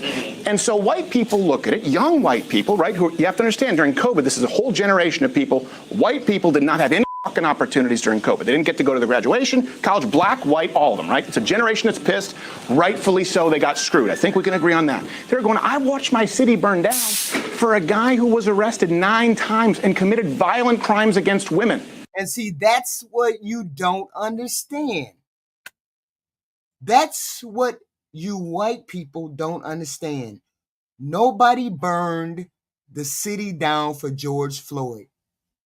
Stop it. If you don't learn nothing else, they did not burn the city down because of George Floyd.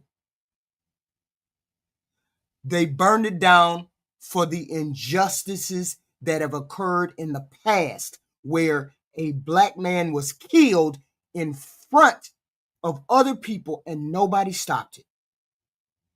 That his life was not important enough for people to save him. He was not, they did not burn down the fucking city or whatever the fuck they burned down because of some goddamn drug dealer. I wish you all would stop that. That wasn't died. That wasn't why they burned the cities down. What? Now, you know, let me That's a travesty of justice. He shouldn't be out in public. Let me say this to you. How many felonies does President Trump have on his record? Yeah, he was still allowed to occupy the most. No criminal felonies. He has no criminal felonies, but he... See the bullshit? See the bullshit. They're saying, he's saying, this man right here saying that President Trump don't have no felony. Let's be clear. In my chat, we're going to deal with facts. President Trump has 34 felonies. 34. We're going to deal with facts. We ain't finna deal with no lies. Okay? Fact is, they burned some of the city down. That's correct. We get that. And I just told you why. But facts over here. President Trump has 34 felonies. Let's be clear. We're not going to gloss that over. We're not going to sugarcoat that. He had this for public record. Anybody don't believe me, go look the record up. It's 34. Stop it. He's got moral felonies, which would, if there was a court of justice for that, he probably would be tried a long time ago. I mean, let's talk about it. Is this where we all get on board with crazy white bitches who accuse women of rape? No, like, I thought we she accused 26 men of rape, that crazy broad. Here's the reality, though. And when you look at the convergence of this new agenda where you're going strictly into blue cities, why is it that most of those blue cities also happen to be occupied, the areas they're going in are heavily occupied by minorities? Why is that so? Well, black people tend to vote Democrat, and they're run by Democrats. Detroit, you can look at it. You can look at Chicago. Is that what you mean? I mean, no. Yeah, but if you look at the record, one of the out of the top 10 cities, I think about 4 or 5 are red states.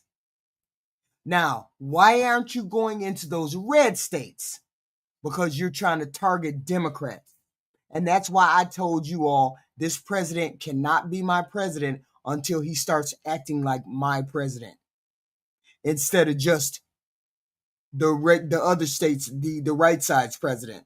He's not my president until he starts acting like he's everybody's president. That's not what I'm asking you at all. What I'm asking you is, like I said, with this all-out assault right now, just last night they were talking about something in Chicago, right? But 1 o'clock in the morning, you had people in military gear, what have you, helicopters and all this kind of stuff like this here, not just knocking doors down, but dragging people out. Because it's the murder capital of the country. You just said black people are more harmed by this. We don't want to take out murderers? No. I think really what truly was you're confusing what I'm trying to say to you. Are you talking about the National Guard in Chicago? No, what I'm trying to say to you is this, though. If we're going to talk about the problem, let's talk about the problem in its totality. The fact about it is, when you talk about white America being pissed, white America is going to always find a reason that doesn't fit their narrative or what have you. But what white America fails to talk about, and what never ceases to amaze me, is the fact that the biggest threat is not going to come from blacks. The biggest threat is coming from within. You look at the average person that's been committing some of the most heinous crimes over the days, it's 22 to 29-year-old white males, right? Talk to him. Tell him, please, I hear him saying it, that the bulk of the men who are doing the crimes is white men. White men. Please explain it to him, because apparently he comes with the wrong facts or he's coming with a lie. I did too. I thought it was Birdman too, Rainbow. I sure did. Right? Look at how no, it's just not true, man. Violent crime, you just said, like you said, a small percentage of the country, about 12 to 13%, 50% of the violent crime, but the murder. Why does he keep saying 50% of the crime? That's a lie. That is a lie. We've already dispelled that. That's why I knew he went here and he wasn't here in good faith, because he came with the lies, and he came with lies. If you wanted a true conversation, why did you come with the lies instead of statistics? Yes, it is. If we are You are 4 times, if white people are 4 times as many if it's 4 times as many white people in the country, there's no way we're committing 50% of the crime. That doesn't even make sense. That don't make sense. 12 times likelihood. That's a skewed stat. If you just, so you don't listen to them? No, I said that particular stat is skewed. It's not skewed. These are from the FBI, DOJ. And you know what else we look at? We look at Roland Fryer from Harvard, who conducted, black professor, really respectable guy, honorable man, conducted a study, and he came out and he said, yeah, all of my research says that black men are 0% more likely to be shot by police officers than whites. Black people got so mad at him, he reconducted the study, a black man from Harvard, and he came to the same conclusion, and now he's not black enough. Wait, so let me see if I understand you clearly. Yeah. You're saying, according to this guy's statistics, right, that black people are 0% less likely to be shot by a white police officer. A liberal professor at Harvard, yes, and he conducted it twice. Because black people said what you're saying. He goes, look, I was as surprised as you. I was trying to find how much worse it is. My data showed me it's not. He reconducted the study an entire time. Now, he did come to the conclusion that... Oh, okay. He gets the 50% from... He gets the 50%. Black people commit 50%. That's a lie. The 50% is arrest, not convictions, not being guilty. It's being arrested. 50% get arrested, not convicted of the crime. Okay? Charges may have been dropped. They may have had the wrong person. They might have won. That's the whole point. That 50% is getting arrested, not committing. And it refers to the homicides of regarding violent crime. Not all crime, violent crime. Okay? And that means arrest. Does not mean convictions. That's why I know he's lying. He knew this man has a whole crew behind him. If you have a whole crew and you can go into a neighborhood and set up, that means you have people who can do the statistic or run the statistics for you. Right. So he's lying. An officer is 18 times more likely to be shot than a black man by an officer. This is a black liberal who studies statistics. At what point do you listen to him? And I don't believe him. That's skewed too. Institution, and if he comes out and says something of the sort, there's no telling the backlash that he may not get. Listen, there are token blacks in every society. I mean, all you have to do is look back throughout. And there we go. Right? Puck Nuck, you need to disappear off the channel. If you can't do critical thinking, and realize we're not over here bashing white people, we're not over here doing racial stuff, then you don't belong over here. You don't want it to get better. You just want to be on a racist bullshit. Please do that. Please. I can't make you think. I can't make you do statistics. I can't make you do none of that. Man, I hate when you come in here and you're uninformed and you don't sit there and listen. Nobody's bashing anybody. We're trying to get the facts out. The facts that this X, Y, and Z. Stop coming over here hating. I'm not supposed to, man. Uncle Tom? This guy, like, come on. No, but here's my thing, Steve, right? I'm not alleging that the guy wasn't Uncle Tom, but let's be frankly honest. How many shootings have happened in most recent history that have involved black men that have been unarmed, and you sit here and use that analogy that black men are 0 times. Listen, as a totally blind individual, listen, I'm even apprehensive. That was an incident where the police stopped us, and it was my cousin and I. My cousin is a retired military vet or what have you, right? And immediately when we got out of the car, out of fear of possibly being shot, the first thing I did was raise my cane and say, officer, I said, listen, I am totally blind. Before we get out of hand with this, right? Now, I shouldn't have to react like that. But when you start looking at what's really happening in this country, many times because see, here's the deal. I don't care if you put on a uniform. You can't legislate the heart of a man and his intent, all right? And many times these officers do allow that badge to give them impunity to operate and exercise their racism. Let's be honest here, Steve. Some of them do. By the way, I just find it funny that when I came up and shook your hand, you didn't tell me you were blind this whole time. I was like, I must have woke you up. You could have said, dude, I'm blind. I was like, oh, my bad. I'm sorry. This whole thing. You just throw that out there like a fucking cluster bomb. I'm like, say you should have waved his cane when you came in. I feel like an asshole in the middle of the room. That's what I told you when you said, does he sleep behind the glasses? I was like, no, he just can't see you. Hey, look, I thought you was making a joke. I said, oh my God, here's this condescending asshole here. It's okay. He forget he blind sometimes. I had no idea. No, man, but you know, I agree. You can't legislate what's in a man's heart. Yeah. But you can't throw out everything. You can't go, that's skewed. That black guy from Harvard who was always a liberal who did it twice, it's skewed. You can't throw it out. How often do you see black police killing unarmed white people? Actually, how often do you see that? How often do you see that? Well, I tell you, actually, the stats show that when you're dealing with armed white people versus black armed people, white armed people are more likely to be shot by the cops than black. White armed people are more likely to kill police officers. Look at what happened in Kansas. I would love for somebody to find that stat. Really? He's saying, I have did a bunch of videos regarding when cop videos, body cam video, and every time the white person gets grace. Why is it that white person gets grace?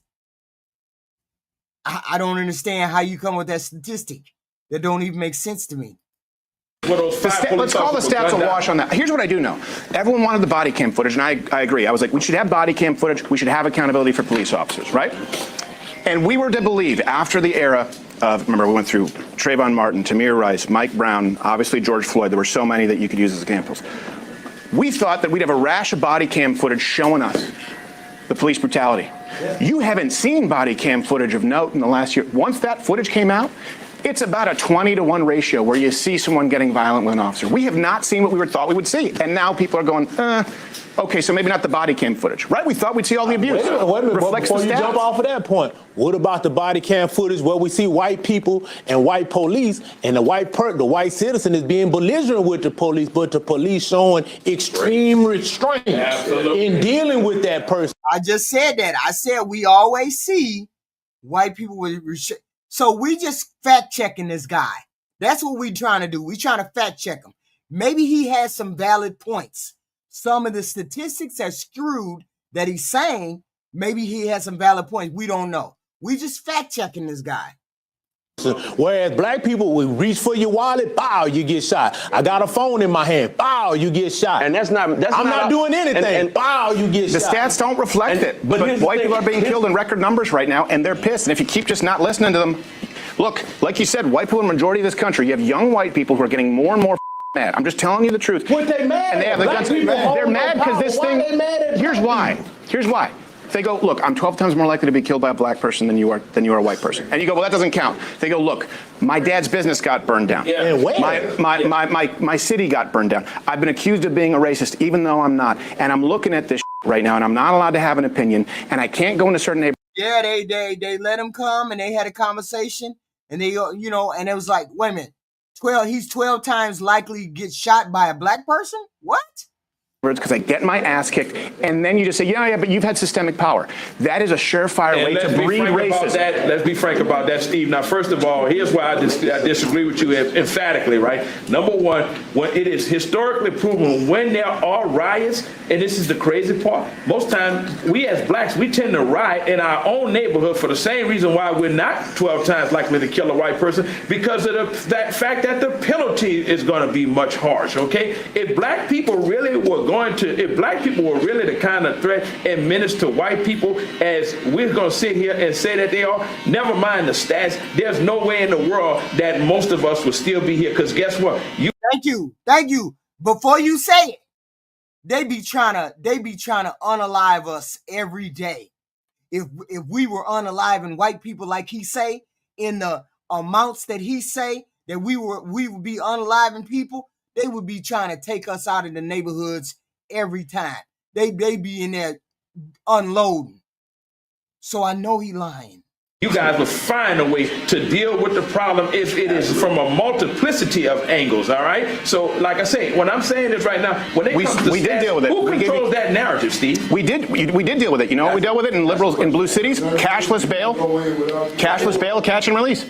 We did everything that was demanded. Defunded the police in certain neighborhoods. Guess what? No blacks have asked for defunding the police officers. Yeah. Well, here's the deal. Now I will say it's mostly. That's what I'm saying. Yeah, it's mostly black women. It's mostly black activist women, and they're not representative of black men. I get that. Just like the guy who killed the lady on the bus that you were talking about earlier, right? He doesn't represent black America and what he did. I mean, listen. Here's where he does. Just listen to me here. Here's where he does. Here's where he does to a lot of people. And this is what I'm just trying to, because last time I sat and listened, but I want you to hear something really important. Here's where he does. Young white, that person's parents, that person's relatives, look at it and go, wait a second. This guy was out 14 times, and the reason he was out 14 times was because a black female judge, in the name of restorative justice, who has received funding from NGOs, said, we're going to have cashless bail and catch and release and the IOU policy in the name of racial justice. So people are going, my daughter's dead because it would have been racist to keep this guy in jail. You need to understand that, right? But you understand it, though, right? Because you just made those same judgments about people who existed 150 years ago. Yeah. This is someone's sister. Her flawed judgment does not represent the opinion of black people, number one. Okay, it represents a systemic correction. Well, let's talk about systemic correction. And you know what the problem really is? When you defund opportunities to provide adequate psychiatric institutionalization for those kind of people, that wouldn't have happened. Because let me tell you something, even as a black person, as a judge, if you come before me 11 times with all of the information that you provided me with, you know what, before I release you, you know what, I'm going to have you committed to an institution, because number one, the greater good is for me to preserve public integrity, and that's on both sides of the spectrum. I don't give a damn if you're black or white. Yeah, but that's the thing. We got rid of these places where people could be committed if they commit particular atrocities on site.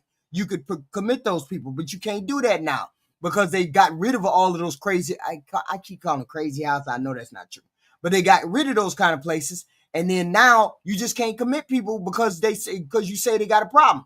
That dude that stabbed that girl on the train or the bus or whatever should never have been out of jail. He should never have been out of a mental institution because he said he was having mental issues. Never should have. But the whole point is you can't blame the fact that nobody wants to get any kind of institutions put back together for the mentally ill. And the lady can't do nothing. She can't keep him in jail. The judge can't keep him in jail.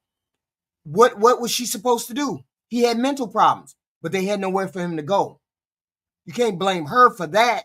She understood the system. She understands the limitations. I think they're not committing him to an institution. Because there's no funding available. No, they were shut down in the name of restorative racial justice. And his family, that's why he wasn't institutionalized. And his family he should have been in prison too. His family pushed against it in certain like there's some of them cases where they were in court. His family was saying, "Don't put him in there." I know, and who gives a shit? But I'm just saying that's part of it. But when you only include the part that says the judge, you're not giving the whole story, and that's what media ends up doing. That creates these tensions in people. They straw man conversations and only tell part of it. No, it's not a straw. The tension is there. That's what I'm trying to tell you. The tension is already there. White people are afraid to go in black neighborhoods because so should black people be afraid to go to school because a white person go come shoot the school up? Because every time we see that, that's what keeps happening. It's not even close.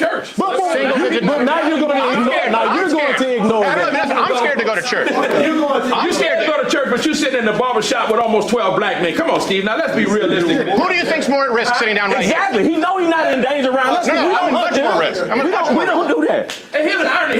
You know, I just watched my friend die, right? Steve, let me say this. Know what bothers me about white people, and this is kind of everything. No, not everything. Not everything. But we smell like wet dog or something. I've heard all this stuff. Let me tell you what bothers me about white people. Let's be honest here, because I work with a lot of white people, so I have nothing against them at all. Let me be honest with you. But the problem the biggest problem that I have is that you constantly get bombarded with the excuses, all right? When you really come down to it, let's be honest, man, and let's be really truthful with one another. Ask yourself, what do you expect when you look at architectural oppression, economic depravity, and social disparity? What would you call it? Bad decisions. Huh? Bad decisions. Bad decisions. Yeah, I think right now in 2025, it's bad decisions. I think everyone can make better decisions. And you know what? I'll even go here with you. In all fairness, I think that's absolutely true. So my question for you is, how do we move past this? Yeah. Okay. How do we move past I agree with you. I agree. And I think maybe we'll find some common ground here.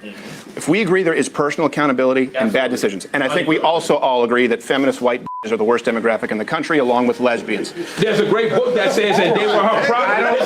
See, that's what I'm saying. Like, I'm telling you, like, believe me, I don't have a. Hold on. Let me just clarify, and I mean that. Angry white feminist bitches and lesbians, because if they didn't vote, we wouldn't have half of the shit.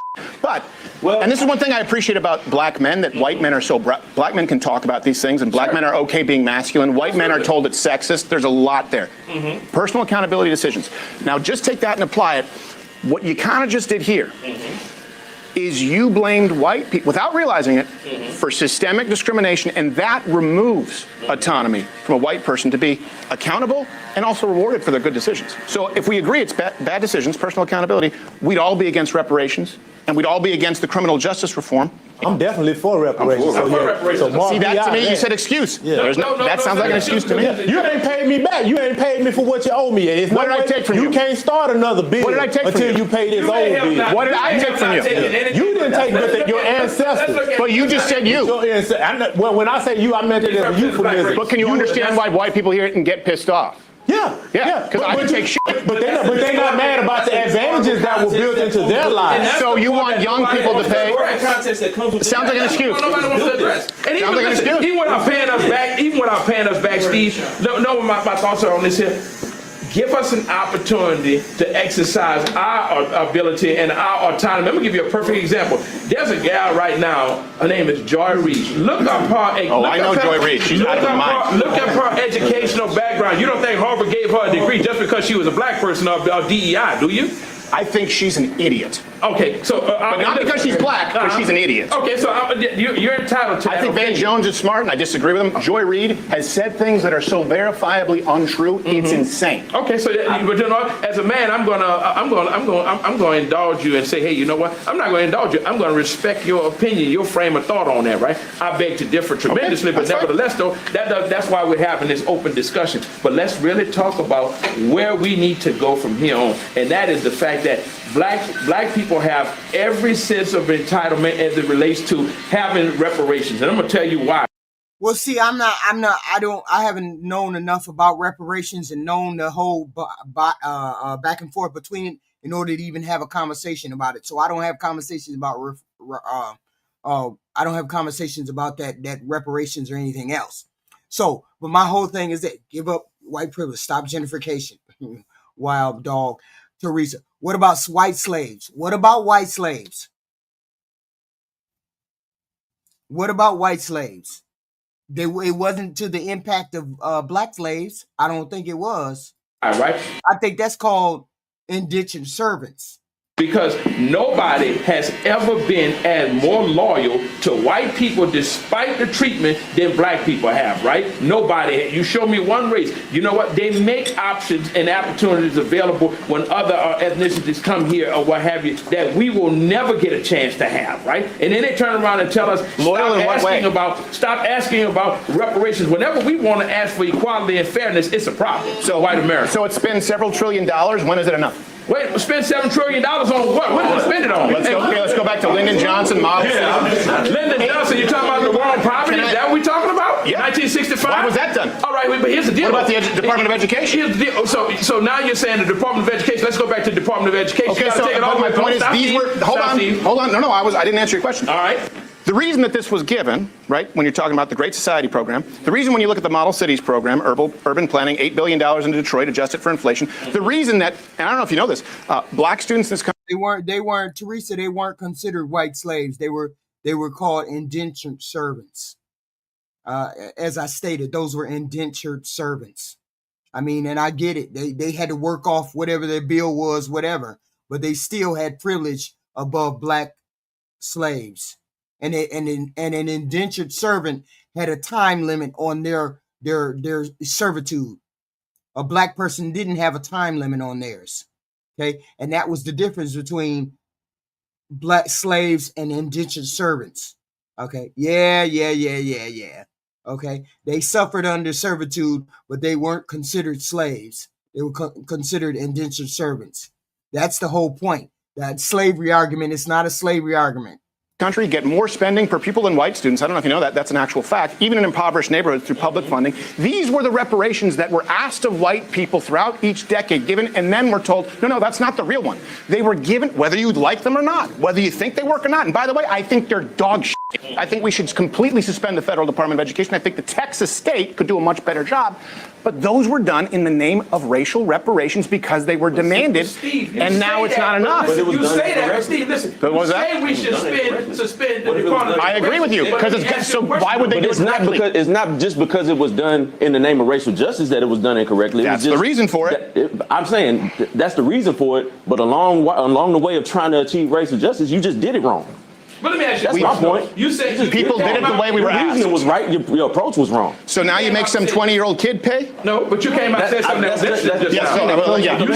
you said that you're against the Department of Education, right? Let me tell you Federal Department. Yeah, Federal Department of Education. Let me tell you something that has come up in a lot of circles that I'm always talking about as a person with a disability. The Department of Education does a lot more in terms of, even with the enforcement of Section 504. Wait a minute. We have to have this discussion about this slave thing. There were white slaves. People keep saying that. That's just a form of trying to denigrate the fact that we had black slaves. We had black chattel slavery, white indentured servants. Not the same thing. The reason why we were enslaved, they were enslaved. White people were indentured servants. It was because of the economic hardship or debt or opportunities for when they came over here, their passage. They had to pay for their passage to get here. They were indentured servants. They had a fixed term, okay? Their term was like less than 7 years that they had to be indentured servants, okay? And they retained some of their legal statuses, some of their legal rights, and their contracts were enforceable. These indentured servants, okay? They gained their freedom, could own land, vote, marry, and participate in society, okay? And they can integrate into the white society after they got done with their indentured servitude, okay? And it did not extend into their children, okay? That hardship didn't extend to their children, okay? I'm not saying blacks weren't indentured servants. I'm saying whites were indentured servants. They weren't slaves. They were indentured servants. Okay? While both groups endured harsh labor, but only black people were enslaved because of their race, with lifelong and generational consequences. Let's be clear. Black people were enslaved because of their race. Okay?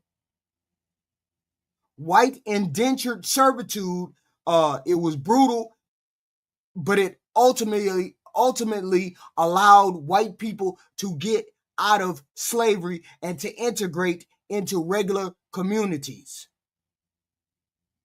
And they contributed to the long-term advantages of whiteness, okay? So they had white privilege too. There were no white slaves. Okay? Let's be clear. It's called indentured servitude. That's not the same thing. Right? 504 says that you must have accommodations for individuals with disabilities, right? Perfect example of when you walked in or someone just walked in, did you hear what that thing said? Right, left. Go down to Austin. Let me tell you something. When you suspend the Department of Education, you're also telling the remain 36 million people in this country who have disabilities, you know what? Screw you. Figure it out. We don't have to do anything. And that's the thing. This president just fired all the people that were related to special, what the hell are they called? Special ed. Fired all of them people. Got rid of that whole thing. Cruelty, this administration, cruelty is the name of the game.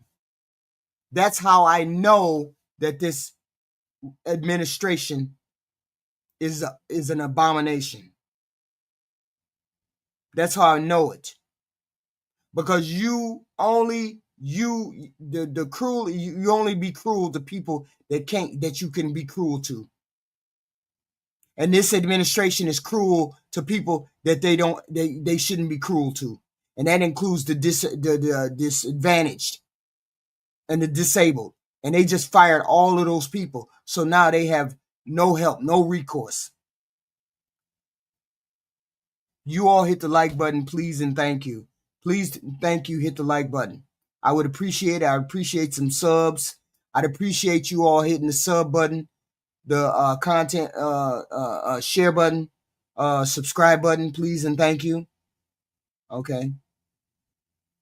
Yes, we are the only race that was enslaved because of the color of our skin.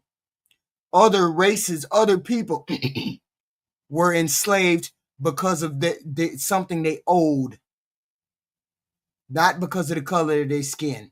That's the difference. Slaves were, that's the difference. That's all I'm saying. Please hit the like button, subscribe button. Please and thank you. We have content like this every evening. It may be racial, it may be current events, it could be any number of things. This show tonight was current events, and racial, it just happened to be coincided at the same time. That's all. So please, I appreciate hitting the like button. It don't cost you anything. Hit the like button and the hate button, share button, all of those things. Turn on the notification so you will be notified when we have new content. Please and thank you. Thank you. I appreciate it. I do. I appreciate it. White, black, Hispanic, whatever. And I'm not racist. I'm not racist.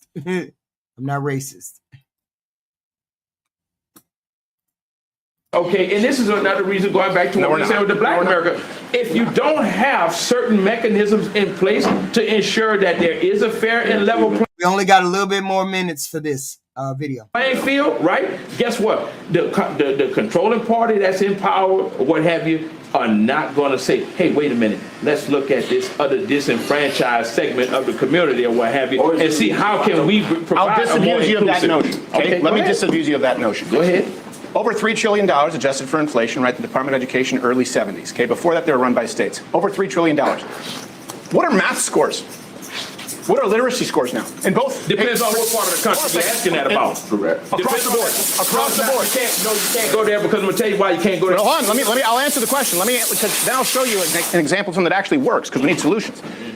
They're across the board down. In other words, $3 trillion test scores are worse. And they're even worse in poor areas where there's more spending. Do you know where black students in New York City actually do really well? White Catholic schools, where they have more students per teacher, on average 35 plus. In other words, they have fewer teachers. It's done privately. Charter schools. And you know why? It's because you put them in an environment where low scores are expected, where low scores are not expected. When you put people in environments where they're bound to succeed and they want to compete with other people, then that's what happens. Okay. You don't have to lower the test scores for black people. We have the same intellect as anybody else. We just have to have the opportunities. Okay. School choice is something I support. That means for everyone in this country. Can't do it because it's racist. Let's look at the academia, though. Okay, that's why it's being fought. When you start talking about that, what have you? When you talk about test scores, we can go just north versus south, or what have you. Let's look at the quality of education that's in these schools, or what have you. Are you going to tell me that it's a standardized academic agenda that's promoted throughout this country, or is it a fact that some people have a different education level than black? Listen, I work with people. They're bad across the board. I work with people every day that are out the north that have far excelled in that's absolutely true. Then we have there's bad and worse. There's no good. Right. There's no good. There's no. There's a lot of factors as to why people do good in school. Kids do good in schools and they don't do good in schools. Okay, it's a whole bunch of things: poverty, unstable housing, implicit bias, food insecurity, exposure to stress, trauma. All these things, biases in assessments and opportunity. It's all different types of reasons why black kids don't do as well as other schools and stuff. I bet you if you go to school, you don't have any stress at your school. You don't have any stress at a white school. You don't have the stress of not being able to eat, hungry, poor, abuse, gang violence, or any of those things. Okay? We don't have those things. They don't have those things in those white schools. compared to black schools. The perception that black people perform lower is a reflection of structural inequality, biases, social barriers, not biology or intelligence. It's a systematic problem, not a personal one. Okay? I hate when they bring that shit up. Oh, well, why do black people do worse when they in their own neighborhood and then they do better when they get in the white neighborhood? Many factors, many reasons. And what I'm saying is, here's something where we could find common. I've proposed this, many people have, where we go, look, instead of giving money to a school, like you say, some of these schools suck, right? Instead of just putting, let's say the average spending is $15,000 per student. That's a rounded number. It's anywhere from 13 to 50, okay? If instead of putting that money in the administrative costs at a school, what you do is you say, okay, that's a grant, that's a voucher that attaches to the student, and they can take it to any school they want, so they have to compete. So that kid can now choose where they go to school. Can't do it because it's racist. That's why it's been... But see, here's the thing. I remember when I was a kid, we couldn't go to any other school unless we lived in the neighborhood. We had to go to the neighborhood school. In order for my parents to get me out of that particular system where only black people went to the school and there was no other opportunity for school, and I just had to stand up, my parents put me in a Catholic school. My mom went to work to pay for me to go to all girls school. I went to an all-girls school all my life until I was 16 years old. She wanted me out of the neighborhoods. I was first girl. She wanted me out of the neighborhood schools, and that was the only way to get me out of regular school. That was the only way. Okay? To get into a different school. If I paid for she paid for a Catholic school. So she started working to send me to a Catholic school. These days, it's the same way. They want children to stay in the neighborhood, and that neighborhood doesn't have computers, doesn't have access, doesn't have buses, doesn't have all the extracurricular activities that make a young child grow, make a young child's mind grow, and now they want to abolish the Department of Education. Why would you abolish the Department of Education? Why can't you make it better? Why couldn't you have a team of experts go in and revamp the Department of Education? Why would you abolish the Department of Education? Because they want a dumber electorate. They want people to keep them deaf. And you're right. That's exactly right, Project Leroy. They want a dumb electorate. People say black kids would still be stuck in shit schools than white kids. Why? Well, see, that comes back because they wouldn't be able to transport themselves out of a bad neighborhood. But right now they're stuck with one school. So when you start asking those whys and go down the rabbit hole of why and start asking, okay, well, why would somebody say that? Well, this is why. Well, I'll tell you why they really say it. And because of teachers unions. Because of teachers unions? Yeah. It doesn't make. In other words, if I get the black kid right now has to go to because in certain communities where they don't have certain resources, it's a lot of kids. I'm saying why can't we put the Department of Education? Because look, we all love our country. Well, I get it. We love our country. So why can't we invest in the students? Every student get X, Y, and Z. Every school gets X, Y, and Z. Every school has teachers that have to perform at X, Y, and Z. Why can't we do that? Why can't we invest in our schools so we have smarter, more articulate children? We don't have people dropping out, X, Y, and Z, tutors, the whole nine. Why can't we invest in schools like that? Why would you want to abolish the Department of Education? Just get rid of it. We just say, fuck it. Nobody got to go to school. Because they don't want people to. Why does there need it? Because they have to. Because, Fred, I'm surprised you don't know this. Because you know every goddamn thing else. If we don't regulate the departments over every state, Wyoming will only let their kids go to school up until junior high. But Texas will allow their schools to go all the way up to high school.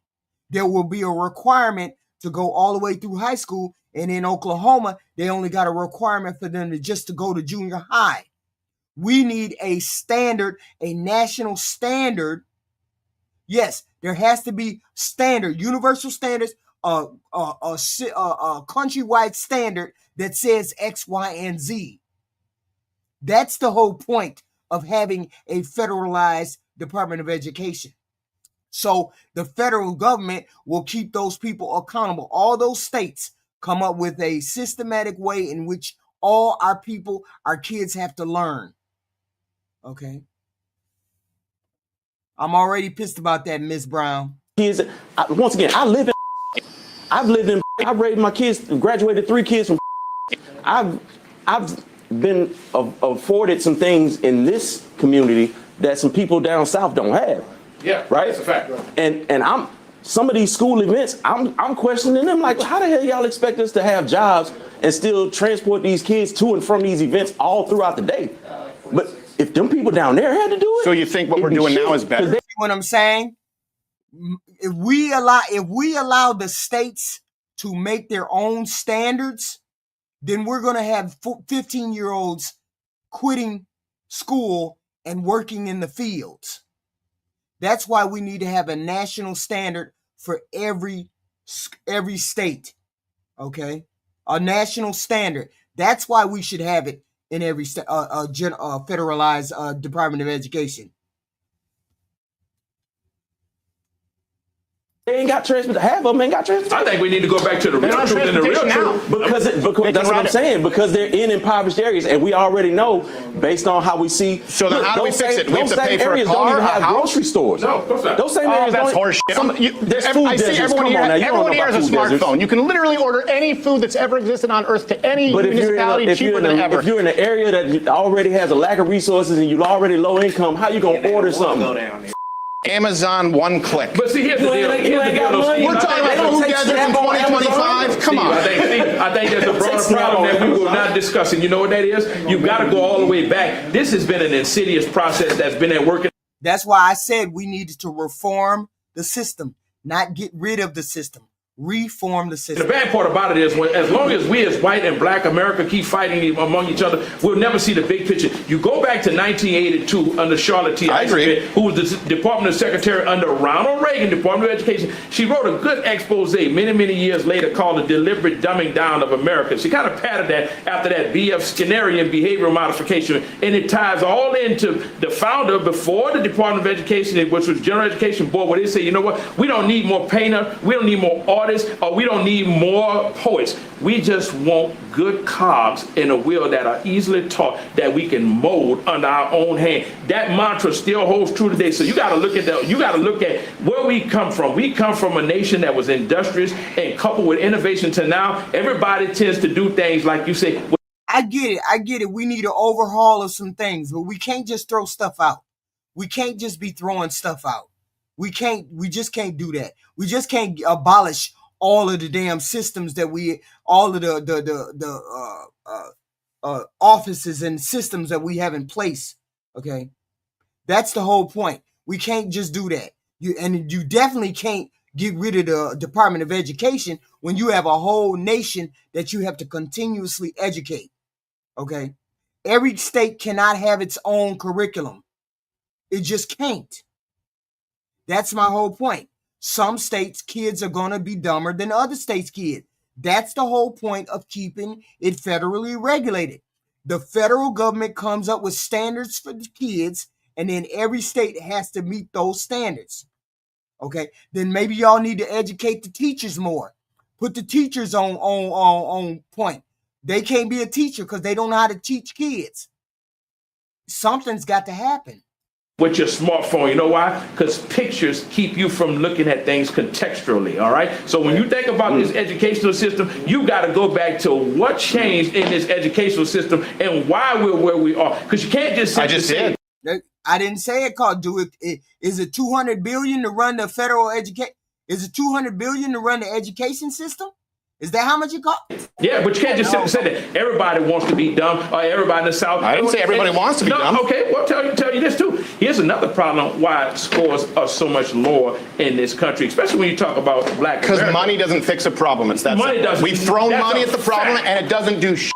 Solve the problem at the core root of it and start reforming the real academia, all right? That's where you solve the... So you know what you tell people? We're going to operate in a system of meritocracy. God damn it, you will eat what you kill. If you're giving you $50,000 to go to school and you decide that you don't want to, or you fail to adhere to what's being presented before you, then shame on you. I agree. You do away with DEI, you do away with the sex affirmative action, do away with all of it, even when you kill. Do away with DEI, but make it fair across the board. But that's what I'm saying. I agree. If you're gonna do away with DEI, you got to make sure that the merits are properly being counted. Because the reason why DEI was invented, reason why affirmative action was invented, is because you'd have two qualified candidates, same qualifications, but one would get in strictly because his name was Johnny and the other one's name was Jamal. Well, we're gonna take Johnny, because naturally Johnny's gonna be. Mark, your wife has a penis. So why you keep telling us that Michelle Obama has a penis? Your wife has a penis. Do you know she's a man? Better at it, but they got the same qualifications. That's why affirmative action was instituted in the first place. DEI came in because of shrinking white feminists wanted to claim credit. That's a snapshot you can present it in, but I agree with you. I agree. That's a snapshot you can present it in, but I'm just. So what proposal do you put into place? You just abolish the Department of Education? We just say fuck it, and let the states do what they got to do, and then the people in Mississippi only got to go to the 5th grade, whereas the people in Oklahoma got to go to the 12th grade? What are you talking about? You can't just abolish the Department of Education. You have to have something to replace it in order to monitor all the states' regulation of education. You just can't just get rid of it.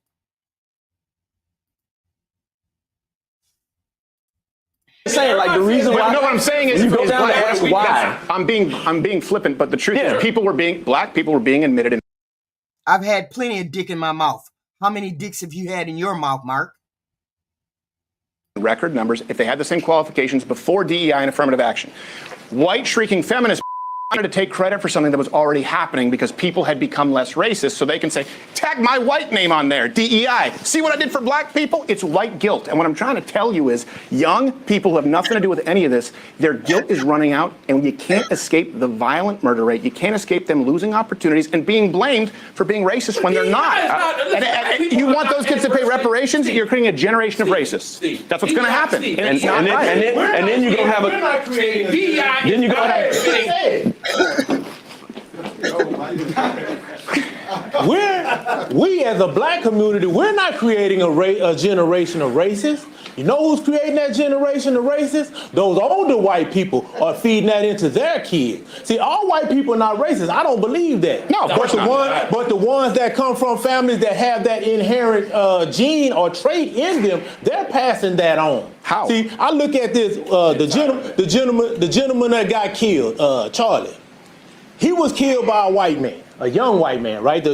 From the generation that you're talking about that's getting fed up. Well, he was also banging a now his dad had one ideology. He followed another ideology. That's out the same household. He didn't come from nowhere black. He wasn't hanging around with no bunch of black people. I know, I agree. I'm not saying that mindset. His daddy put whatever was into him. His dad either put that into him or his rebellion from his father caused him to think like that. That we're not creating that. Black people. That has nothing to do with them. I agree with you. You ever seen over in Africa? You see an elephant with a bird riding on his back. That elephant ain't worried about that bird because that bird not stopping him from doing the thing he want to do. We're the bird. No. We're the bird. You're not stopping white America from doing anything. You know what? The bird just burned down $4 billion worth of cities and 60,000 assaults. No. And what young white kids? No, hold on. You got to listen. I get blamed for it. Right. The bird is half as big as the elephant.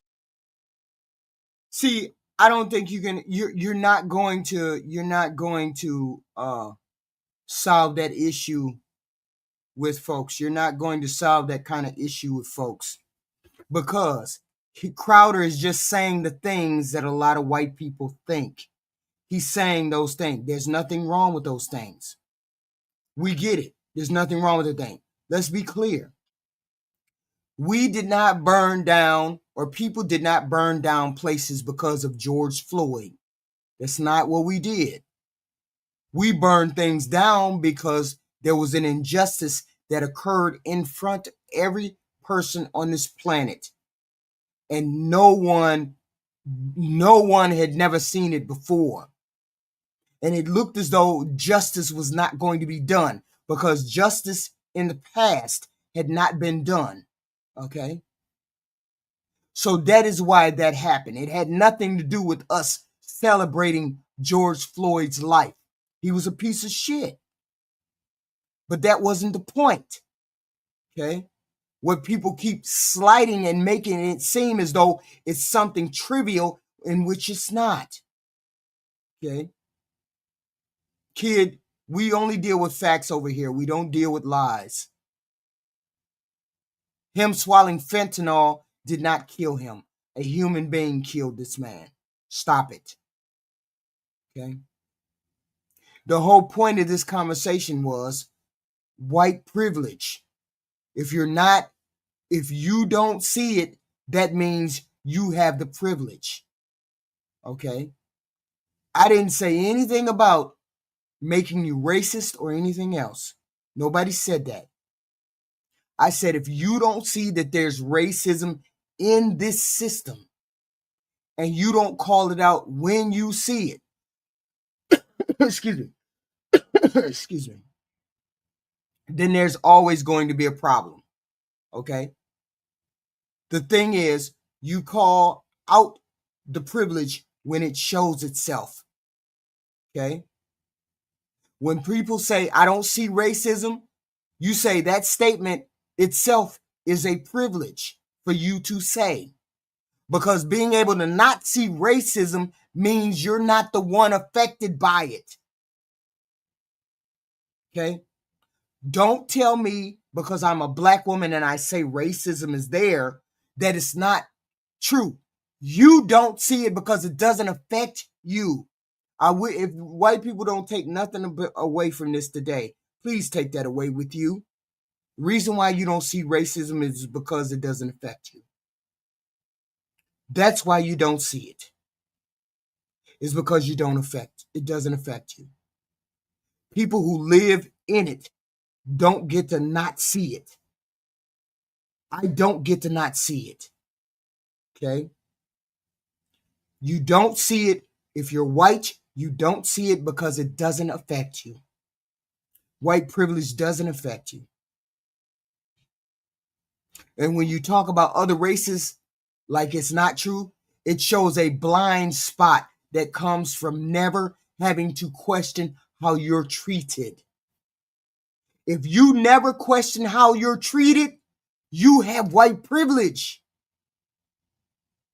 That's exactly how implicit bias looks in action.